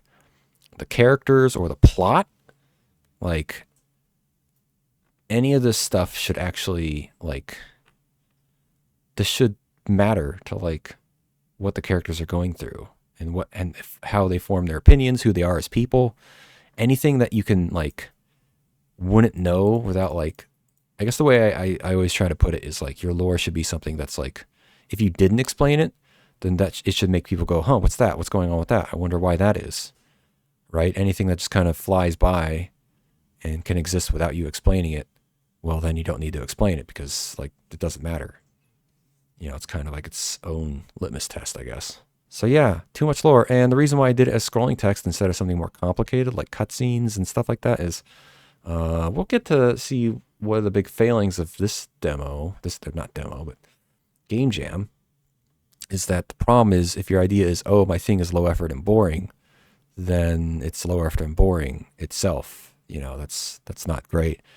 So obviously, if I put a bunch of time into like inventing something boring where they have to like keep pressing spacebar to get through the text, like that would really bore people. And on top of it, it would be a huge amount of effort. Like, imagine if I had to like make like each of these kings and have each of them have like a mapped kingdom. That would like cut to them and like have them have dialogue and stuff. Like I could do something like that and have it be like unnecessary to drive home this like, I'm wasting the player's time with nonsensical lore. But rather than do that, I'm just going to do this. I think this takes about 2 minutes of the player's time for this joke, for the scrolling text. The longest parts, I think, are just like this text because it moves so slowly, it like appears slowly. This, I think, is like, this flies by in like 10 seconds. I think this is also 10 seconds because it moves so fast. Oh, wait, 10 seconds. It's like 999 frames. Whatever the maximum you can enter into the show picture command. Because this is both this and this are actually show picture. Actually, yeah, I think they're all show picture because I didn't like how the scrolling text actually handled like formatting. Like I couldn't do this wall-to-wall text, and I couldn't have this nice centered text. So I just did show picture with like I just manually typed out the words. Also, the doing show picture means that's how I was able to apply the blur. I just baked it in with a GIMP or whatever. And yeah, so that's the nonsense that nobody saw. And now you've seen it. So let's get to the rest of the game and talk about some of this bullshit, I guess. I'm glad nobody figured out, by the way, that you can hold spacebar to make that opening go faster, because one of the things, in addition to all the typing that I spent a lot of time on, was getting like the timing right. I wanted to make sure that it didn't overstay its welcome, and I wanted it to just feel like it had the correct comedic timing. And that's why I spent probably the most, at least in terms of the, the 3 days I mentioned working on the game. I think one of them was just on that gag, which is, I mean, granted, it was one of the bigger ideas I had for this game, and it probably got the biggest laugh, I think. So I guess it was worth it. But yeah, that's the cost of making a joke sometimes, or making something that works. You have to spend too much time polishing it, checking the timing and stuff. So yeah, let's talk about one of the bugs. This text is not aligned right here. I should probably go and check Automatic Messiah to make sure. I guess I forgot about this being a thing or something, because someone pointed this out, and I was like, oh, whoops. I guess I could argue that it was intentional, so that it doesn't count as a bug. I'm like, no, I designed it to be that way. That's what I want. So that way I don't have to get a bug in my polish score that clearly doesn't matter. I'll point out the other 2 bugs. One of them was another one someone found, but they thought, I don't know, that you should be able to do that or something. I don't know. It didn't make sense to me. I was like, no, it's clearly a bug. You shouldn't be able to do that. The other one's pretty bad. Well, not bad, but like, I guess bad by my standards, because it's like obvious, but somehow I didn't notice it, and somehow nobody else seemed to notice it, even when I watched them playtest it. But since no one noticed it, that means I don't get points off, right? That's how that works. Anyway, let's get back to the story here. Yeah, very simple animations there, very simple sounds. Just some basic sprite edits, really, and then I think that's the wind sound effect at maximum pitch, playing 3 times. And then a yawn is from the sound asset library that I have. What's up, Dad? The sun, that's what's up. It's way up. It's 3 hours past noon. Oh yeah, this is something I really hate about JRPGs, is the lazy hero. I don't understand this. It's even in Ocarina of Time. Like, I guess I'm not much of a Nintendo fan, because I had a PlayStation growing up. I did have a Super Nintendo, and I loved Link to the Past. I don't know why Ocarina of Time would be considered better. It's like, I hate the opening of that game. It's so aggravating, as opposed to the opening of Link to the Past, where it's like super action-packed and dramatic. Instead, you have a lazy protagonist. I don't understand I guess it's supposed to be relatable, but like, lazy people aren't heroes because they have no agency. Damn, still a few hours until dinner. What? Boy, you can't just sleep the day away. Why not? Why not? You're a prince. You're the chosen one, prophesied to bring peace to the land.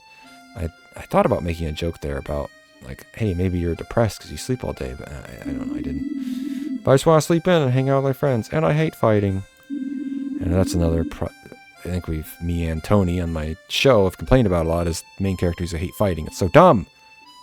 You're the best blade man that's ever been. You can't just walk away from that.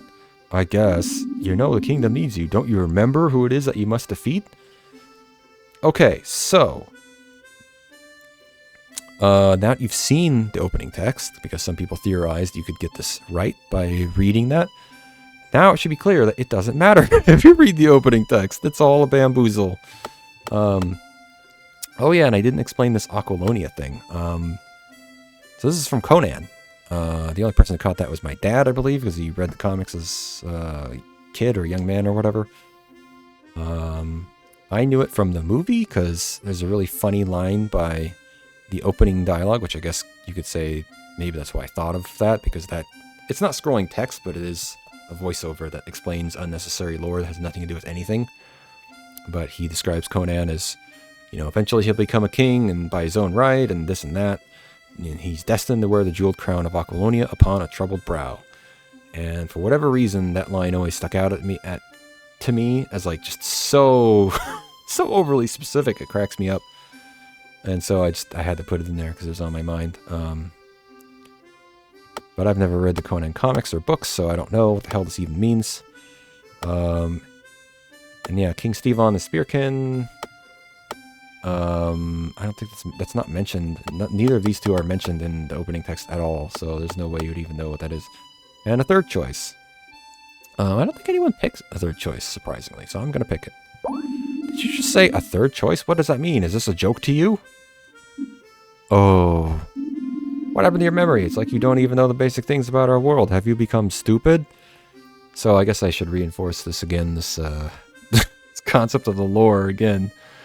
Like, me and Tony have used the word arrogant to describe devs who expect you to, like, read all this crap and, like, know it. So I thought, wouldn't it be funny if, like... Actually, I was watching... I think it was the RTP guys. They were playing a game that had, like, a quiz in it. And it was like, you expect people to pay attention to all this lore? Oh my god, you're actually quizzing them on it. That was just such a funny concept to me.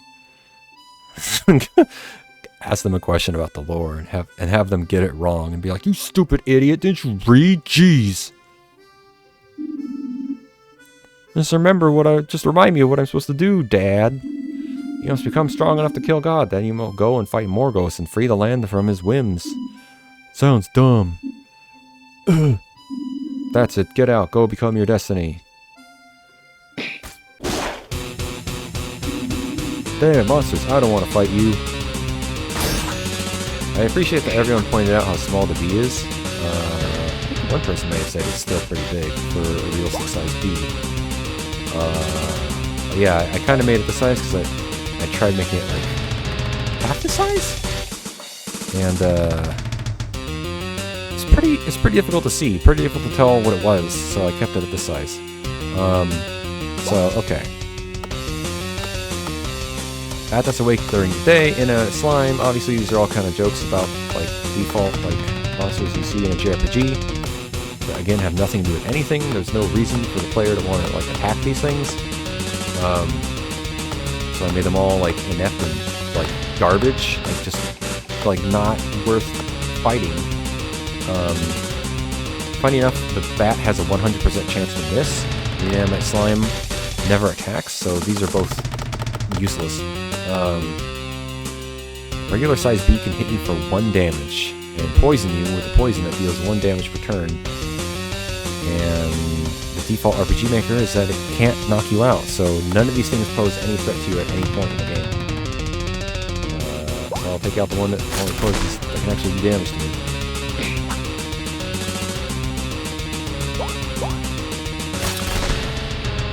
So you see we're already doing 3 digits of damage. Right from the beginning. Bladian has achieved murder. This is just something I always find funny to say. I don't know why. Buckaroonies. This is something my brother always said, actually. He said that if he ever made a game, he would call the currency Buckaroonies. So I guess I went ahead and did that for him. So yeah, you're going beyond expectations. Look at this. You're getting way more money. There's nothing in the game to spend money on, of course. And it levels you up like, oh yeah, get way too many items that aren't useful at all. And you level up 13 times immediately. And you learned all sorts of spells. Guess they deserve to be murdered. Damn it, I don't want to fight. So I want to show a couple things here. So, destined to wear a jewel crown of Aqualonia upon a troubled bow. There's the description. Haha. Once again. No one looked at the items. It's almost as if they knew that they would be useless. So this recovers 50 health on use. As you can see, I already have 1400 health after the first fight. So there's no possible way this item's ever worth using. Cure poison. Again, the only poison does 1 damage a turn. So I just wrote this as wastes a turn to remove poison. And this recovers 50 mana, which is also too little. Scroll of Revive. You don't have party members, so this is unusable. Yeah. Pretty funny jokes, haha. But yeah, that's one of the things I hate in these RPG Maker games. Is they give you items that aren't useful. Like, stop wasting my time. Yeah. Oh yeah, of course these skills. So funny story. All these do 50 damage, or I forget how much, but it's like just 1 damage formula. They also all do fire damage because. You know, just to save time on scope, I was like, well, because, you know, it does take time to type all these words and then associate them with the default animations. You know, it took me like 10 minutes to type all these words. So I didn't want to spend any more time making elements, especially since I know that there's not going to be elements in this game. I'm not going to play any part in anything. So, attack once, twice, attack twice, once. So yeah, these two things are like, in every RPG Maker game. I just find it hilarious. I think in the engine they actually do slightly different things. But to me it's just like, what? You can't have two, like what? This is so redundant sounding. So of course in my game they do the exact same thing. And one costs 1 more mana for no reason. Not that it matters, because you have way more mana than you can possibly spend it around. Funny story, you're not actually... healing after each fight, you're healing from leveling up, which is the same thing in this game, because you always end fights with full health, or you always level up from every fight. And I put escape here because, oh, I didn't have description. Well, I guess that's another bug. Because I wanted to not let players escape, to force them to fight, and I was like, oh, I better give them escape so that they think like, oh, you can just escape fights, that's fine. So in order to do that, I had to use a whole plugin. There's probably a better plugin. I used Olivia's Octopath Traveler plugin, which is way overkill. I didn't need to use that. I moved the UI off the screen so you can't see it. But it also caused this bug. See that? What's going on there? What's this? So yeah, that's a bug right there. It also says all enemies when it doesn't target all enemies. That's about. You can also target yourself. That's the other bug that someone found. Definitely shouldn't be able to do that. I guess it's some default setting in the anti targeting, which is really dumb. I don't remember why I'm using the anti targeting. It's there. So yeah, these do 50? I think it's 50. A variation of 20 damage. So they're completely useless. This skill is also mathematically useless. As you see that, it did like 600 damage. See? That did almost 600 damage as well. I'm actually surprised that it was damage is that close. As far as I know, this default attack scales better. Because I made it do like 20 times attack or something. I think these do 8 times attack for each hit. Or something like that. And, that was basically just some quick balancing to make sure that the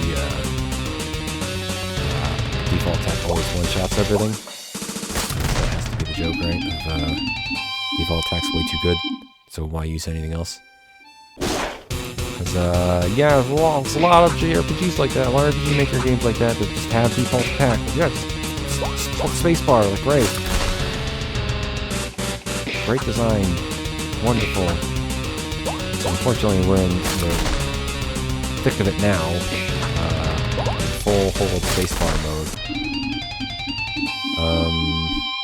Oh yeah, now we have the AoE spells, which I think do like 20 damage or something really bad. Like I had to make sure they were extra worthless, like mathematically just worthless. So use just whichever one, it doesn't matter. Yeah, 20 damage. That's a 26 though, so maybe it's 30 damage, maybe 20% variation. Or maybe it's just a higher percentage of variation, maybe it's 50%. So yeah, completely worthless even compared to the default attacks, because just, I don't know, it's like mathematically pretty bad. Like, it's way better just spacebar, one-shot everything. Oh yeah, none of those spells scale. I don't know if that's obvious when I say 50 damage. Like, they don't have M attack, they don't use it. That's a common trope I find in games where for some reason magic doesn't scale like everything else for some reason, and so it just becomes outpaced by things that do scale. I don't know why devs do that.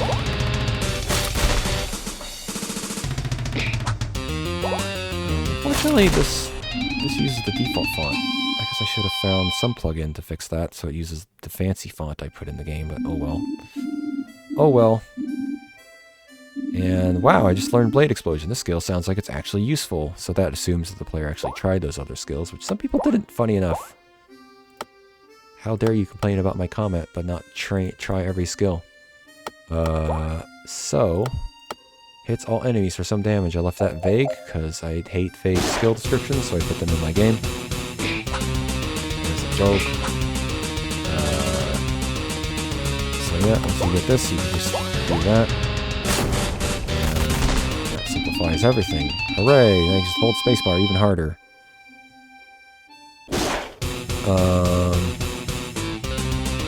So yeah, I guess I could show you escape.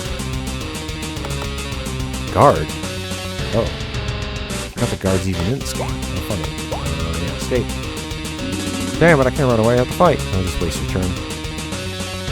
Oh, I should mention that the player has only one agility, so that's why everything always goes first. I wanted to make the game extra frustrating, I guess.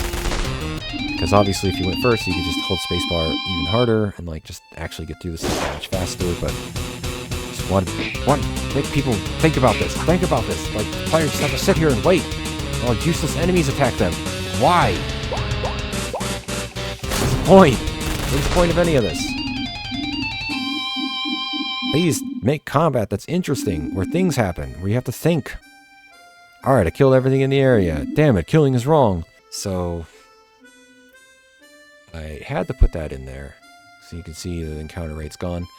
I actually had to find a plugin to do this, funny enough. But I guess the only reason I needed a plugin is because I have two different regions. If they were all the same region, then this would have worked. Because by default, RPG Maker does have a event that you can do that turns off random encounters, but you can't turn them off like per region. You can only turn all of them off, which is like... so frustrating. I always get so frustrated when RPG Maker doesn't have, like, what I would consider default freaking functionality. Like you build an engine that encourages random encounters and you can't even control them. Like, what? So yeah, now you're free to walk around because I couldn't take this. I couldn't stand the thought of players actually trying to explore and then fight even more because they went the wrong way. So I had to make sure, I had to protect players from themselves. Just like with the explanation of, hey, use Blade Explosion. Maybe I should have thrown in there, use it, stupid, but it doesn't seem like I needed to. It seems like most people tried it and discovered that it works. Because I had to protect players. Hey, you have to protect players from themselves, you know. I'm making a troll game, but I'm too scared to actually, like, make a game that's that miserable, I guess. So once you get here, you're getting way more experience. I think like 10 times as much. The strong enemies, which I guess I'll point out next time. This one here, who's very slightly different color. Oh no, this one. Wait, what? This guy's the strong one, right? Oh yeah, this one's the strong one. I put in some boring recolors because video games. That'd be pretty funny. Funny thing is, they are significantly stronger than the other ones. Like, I think these have like 100 health. And he has like 1,000 health or something. It doesn't matter, because you're always going to one-shot them if you use the hold attack. Or Blade Explosion. Always going to one... Yeah, and I'm already hitting 999s, which I thought would be pretty funny. I don't know what the cap is in default, but I changed it to 999. I think it's 5 9s instead of 4, but I just wanted it to be funny and make it 4 9s. I think there's like 4 9s in Final Fantasy 7. I think it's just something funny about doing damage and like you're just already maxing out. It's like, oh my god, doing so much damage.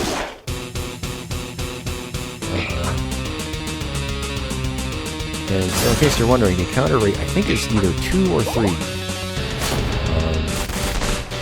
Which RPG Maker describes as average steps, so I have no actual idea what that is. I think at some point I had it set to like, I'll say 10, maybe more than 10. When I talk about like, oh, I had it to a number that was more variable. And yeah, I really wish I went that route, because boy oh boy, I really got crushed. People really got angry about this encounter rate, and I don't blame them. This is like tedious. I do think it's just so like, I don't know. It just I feel like I'm validated because, you know, in so many like RPG Maker games that I've played on stream, I complain about, oh, I was lucky enough to make it without. Damn it, I'm not sorry I want to fight Morgus yet. So yeah, it does check if you're level 99. And a lot of times when I test this, you would hit 99 before getting here, so I'm pretty lucky. Or unlucky, I guess. Oh, I got to go first. I don't know how to turn this off. At least, I mean, obviously there is a way with plugins or something. I just decided not to. But yeah, I get like all of my complaints and Tony's complaints and Moo's complaints about JRPGs and their grinding crap. Like, give me a break. It only takes you 2 minutes to go through these fights, and people found it unbearable. Please have some like level of self-awareness. Play your own games. For crying out loud. Like, people couldn't stand to hold spacebar for 2 minutes. And I don't blame them. I think it's really tedious too. But please, like, how are other games like the same thing? Like, how is holding spacebar good? I don't know. I think people were just like triggered that I called them out or something. Maybe, I don't know. That's what I'm telling myself. Morgo, show yourself. So here's that fade to black again, which works surprisingly well. There's no other effect there. Ha ha ha, you must be Bladion. Come to defeat me? You're just a boy. I'm not a boy anymore. I'm a man. What? How is that possible? Enough years have passed that I'm now older. Also, all the mapping in this game sucks. I know one person complained about this map in particular, but I think all of the maps are pretty bad. The first room is probably the best one, and it's probably because I made it so small, so I would have less mapping to do. I guess I also figured it was more realistic, that it was like a more... it was a more realistically sized room. Like, rooms you see in this game, a lot of games are like this big, and it's like, who has a room this big? Like, think about how big this is. This is like fucking thousands of feet wide and tall. Like, this is crazy. Damn it. Well, it doesn't matter. Nothing matters, because you're going to die. How do I make you die first? Impossible. I am the god of this world. I can destroy all of existence with a wave of my hand. You're just a blade man. I'm gonna blade you with my blade really hard. We'll see about that. Have at you. Couldn't not have at you, like Castlevania.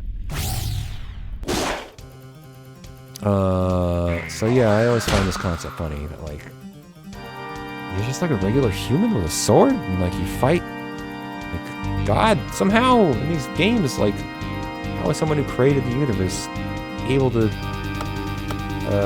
be defeated by just regular sword attacks? Like, it's so stupid. It's so stupid. It's stupid. It's a stupid concept. So yeah, this fight is timed. Actually, I'll show you the timing. It's pretty funny. I don't think anybody encountered this. I think everybody was actually listened to the fact that you're supposed to use the Omega Blader. Which for some reason people called bladder sometimes. And I was like, alright, I guess it's not a real word, so fair enough, but that's Blader. God of Death's damage is also like, I forget how it's measured. Oh, I clicked on myself, whoops.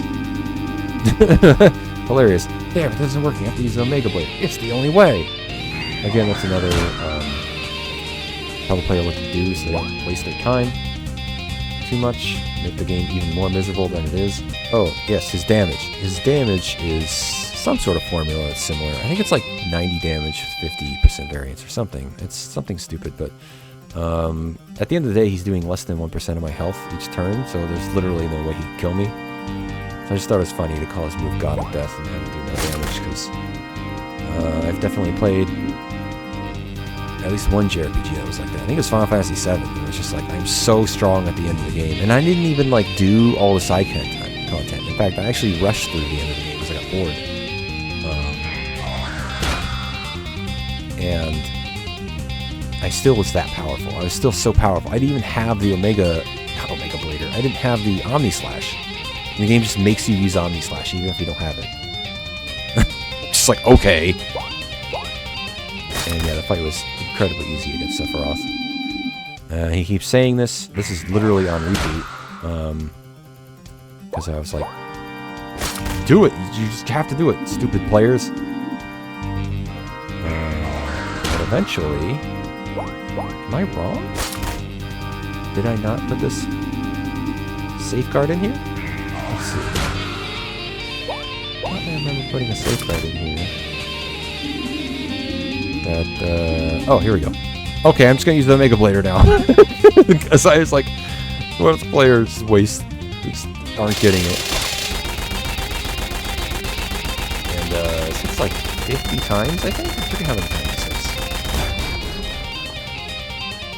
I misunderstood how this boss collapse effect would work, so that's kind of one that it didn't turn out quite the way I wanted to, but I was like, I don't have time for this, I just moved on. Damn it, I don't want to have to fight you.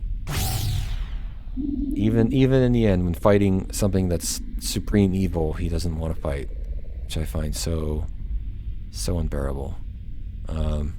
Oh no, I'm dying. Say goodbye to the universe. So this is probably, whenever I see this, it like micro stutters. Oh, it didn't look like it that time. Maybe because I'm on an SSD. I think the proper solution to that is to show picture with like zero opacity and just have them existing there. Because I think it's micro stuttering because the show picture, this stupid engine doesn't like preload things ever. I don't know, even those tiny little like pieces of sprites are like too much, and it has to like, oh, I have to load. Ugh! So it'll like lose a frame or something. It's so dumb. Yeah, I guess if I did show picture, but would have them at zero opacity and then just turn them on, so that way it would load them when you when you first come into a level, so you wouldn't see the stutter because it would be during the fade to black. But that's the kind of problem you'd fix if you went back and fixed things and had time to polish. But I was like, nah, it works. I can't worry about that. That was another thing that was surprisingly complicated thing. I didn't know, because the rotating picture thing, I didn't know that like you're supposed to show picture the same way as when you do the rotate command. So they would like tumble because they would roll from the corner. Because show picture, I guess, is just easier to use if you to determine where it's going to be if you do it by the corner instead of by the center. So yeah, I had to do both show picture, center, and then it would actually rotate instead of going woo, woo, woo. But the benefit of that is now I've prototyped a way of doing it that maybe I'll use where, because if it tumbles like that, it might look like it's rolling on the ground, right? So I might use that in Automatic Messiah somewhere. Oh no, what did you do? I did the thing you said to do. You weren't supposed to kill him. You said to kill God. I said become strong enough to kill God. Then I said fight him. How could you jump to such a conclusion? This was like the one bit of like story proofreading I had to do. I had to make sure that this sentence was actually true. Because I wanted to make sure that joke wasn't a lie, I guess, even though, what does it matter? But yeah, he does word it this way. He doesn't say to kill God. He says become strong enough to kill God. And so, yeah, I don't know. I think I'm being a little unfair here, man. Morgos carries the sun across the sky. Without him, it'll crash into the ground. I think this is like Greek mythology. Maybe it's Norse mythology. I want to say Apollo carries the sun across the sky, right? I think there's some problem where if he doesn't do it, then it like the day doesn't change or something. Oh no, and once again, the wind sound effect. So, yeah, I guess I'll talk about these credits. Obviously, Kadokawa and Gotcha Gotcha Games. This is the people who made some of those effects I use, like that explosion. This is the audio. This is what they said the credit. This is the font that I use. And some mods. Oh, Galv. What did I use Galv for? I think it was for the random encounter thing. Professional streamer, Nolan, the most Japanese man in the world, Alagiri. I just figured I'd throw that in there. Because I figured I'd bully him into playing the game so he'd see that. Be like, haha, I made a joke for you. And that's it. Just a short game. Only long because I was talking while playing it. Which I really should have assumed that the judges would probably get distracted. I think there are some distractions here and there if you get caught like reading descriptions and stuff. But yeah, I heard one of the judges when they played my game. He mentioned that like, yeah, if it's like 10 minutes, it's like close enough or something. And I was like, oh, damn it. I could have made the encounter rate not so terrible. And my game would have been, because as is, like, I think most people who play the game, it's like barely 15 minutes for them. So I'm like, ooh, good thing I did that. But like, if they're really going to be like, at 10, 12 minutes, close enough. And I don't know. I mean, should I have even worried about being disqualified? Like, what are the consequences for that? I don't know. Would I have been not considered a participant? I guess that was the main thing, was like, I didn't want to be like kicked out. Obviously I wasn't going to win. I mentioned I knew that I wasn't going to win. So, what do you do? Live and learn. I don't know if I'll ever do a game jam. Oh, wait, hold on. I have one last slide. All right, so final thought, or maybe thoughts. Do I have more than one thought? Well, let's see. Oh, this is two thoughts. All right, so would I do another game jam? I think the answer is no. I mentioned that at the top of the video, like what I think the point of doing a game jam is. So I don't think that's necessarily something that's for me. I think it's good for like learning. I do think there's like a cutoff point when you should stop entering game jams. At some point, it just becomes like, if you're like good at making games, like you shouldn't be entering game jams. You're just kind of being a jerk at that point, I feel like. If you're actually like legitimately trying to win. Like, I feel like game jams are for like kids and like young people. I mean, I guess you could be old. It just, it's not like just age, but like young and like experience, right? I think that's really the main people that should be doing them. I don't understand the point of, like, if you've done like 10 game jams, I would question like, why? Like, what are you hoping to achieve at that point? Unless you're doing it because you just genuinely enjoy it, or if you like the community, and that's kind of like fair enough. But like, if that's how you experience the hobby, because it probably does make sense to at least like finish your game jam and have something to show for it instead of just working on a game that never comes out. Because that's what most of us end up doing. So yeah, I'm not really. I obviously failed on the community part because I didn't play anyone else's games. I was completely selfish. I really did not have any motivation to do that. If I was doing my videos, but I'm currently on hiatus, I probably would have grabbed a bunch and put them in videos. I don't know when I'll come back from that hiatus, by the way. I still don't know. I didn't want to come back. It wasn't strong enough motivation to come back, so I didn't. But the other thing I think is a good way to use game jams is for prototyping. So I do have an idea for combat. Sometimes I have ideas here and there for like what I want to try to do with the combat in RPG Maker. So if I do another game jam, it'd probably be that, but I'd probably have to like do a lot of pre-planning, I feel like, because I don't know how these jams work. I feel like people are maybe cheating in some way, but some of it's like allowed. I don't know. To me, it's like you should just show up to the jam. That's what I always assume people are doing, but it's especially hard to say with RPG Maker because obviously you can use the RTP, and it's like, well, you didn't make these assets, so kind of becomes this whole like slippery slope of like, well, what is allowed, what isn't allowed, because obviously you can have these pre-made assets, so But obviously you're at a big disadvantage if you use the pre-made default assets. Nobody wants to look at that crap. But yeah, I would. There's definitely combat ideas I have, but they wouldn't be with only a month of time. It would definitely look a lot like the Automatic Messiah combat prototype that I did. I'll see if I can shove in some footage here. It basically looks like crap because it's just made in RTP, but I was just figuring out how to do things, figuring out how to get what I want. It was pretty rough. The one person I got to play it, at least on a stream, seemed like he hated it. And he was one of the people who's like a streamer that's positive about everything, like to an annoying degree, I would say. So it's pretty funny that he was like struggling to be like, it's not for me, like, because he wanted to be positive, but it was pretty clear that it was making him crazy. But in my defense, he's kind of dumb because he was like, he equipped a shotgun and started hitting people with it. He never shot it. So I was like, okay, anyway, yeah, I have ideas, and I'm like, I could combat prototype, and then I would be able to force people to play the combat prototype. Definitely had some ideas for like kind of a zombie game that I wanted to do, and it'd be interesting to see like if I just use these PV games assets and then have an actual combat, and then just I don't know, it to have to do it in a month, like it have to be another thing where it's like 30 minutes of gameplay. I mean, either that or very repetitive gameplay, where it's like it has to like work and be quick to be like place monsters, go place maps, go.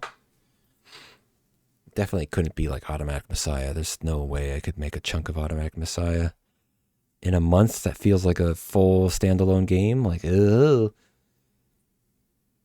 And yeah, the last thought is you should play Automatic Messiah. It's like a real game, not like this crap. Yeah, look at it. It's got a slightly less ugly store page. But like you can see, there's like animations of like using guns and you loot things and ho ho ho ho ho ho ho ho. Yeah. So this game, by the way, I'll probably do a content patch relatively soon to the next. Hopefully within like the next month. And I have some news about how I'm going to handle showing off the game. Because in the past I would just always do a video about each content patch. But at some point Tony asked a good question, which is like, are you just going to show off the entire game? And so I had some thoughts about how I would be showing off the next bits. So stay tuned for that. So yeah, I don't know if I'm forgetting everything. I've rambled on for a long enough time that this video is going to be way too long, so I guess I'll just leave it at that. If you have any questions, you can talk to me. But yeah, I just thought it'd be kind of cool talk about what thought actually went into this hunk of garbage. I don't know. I like talking about what thought goes into making a game.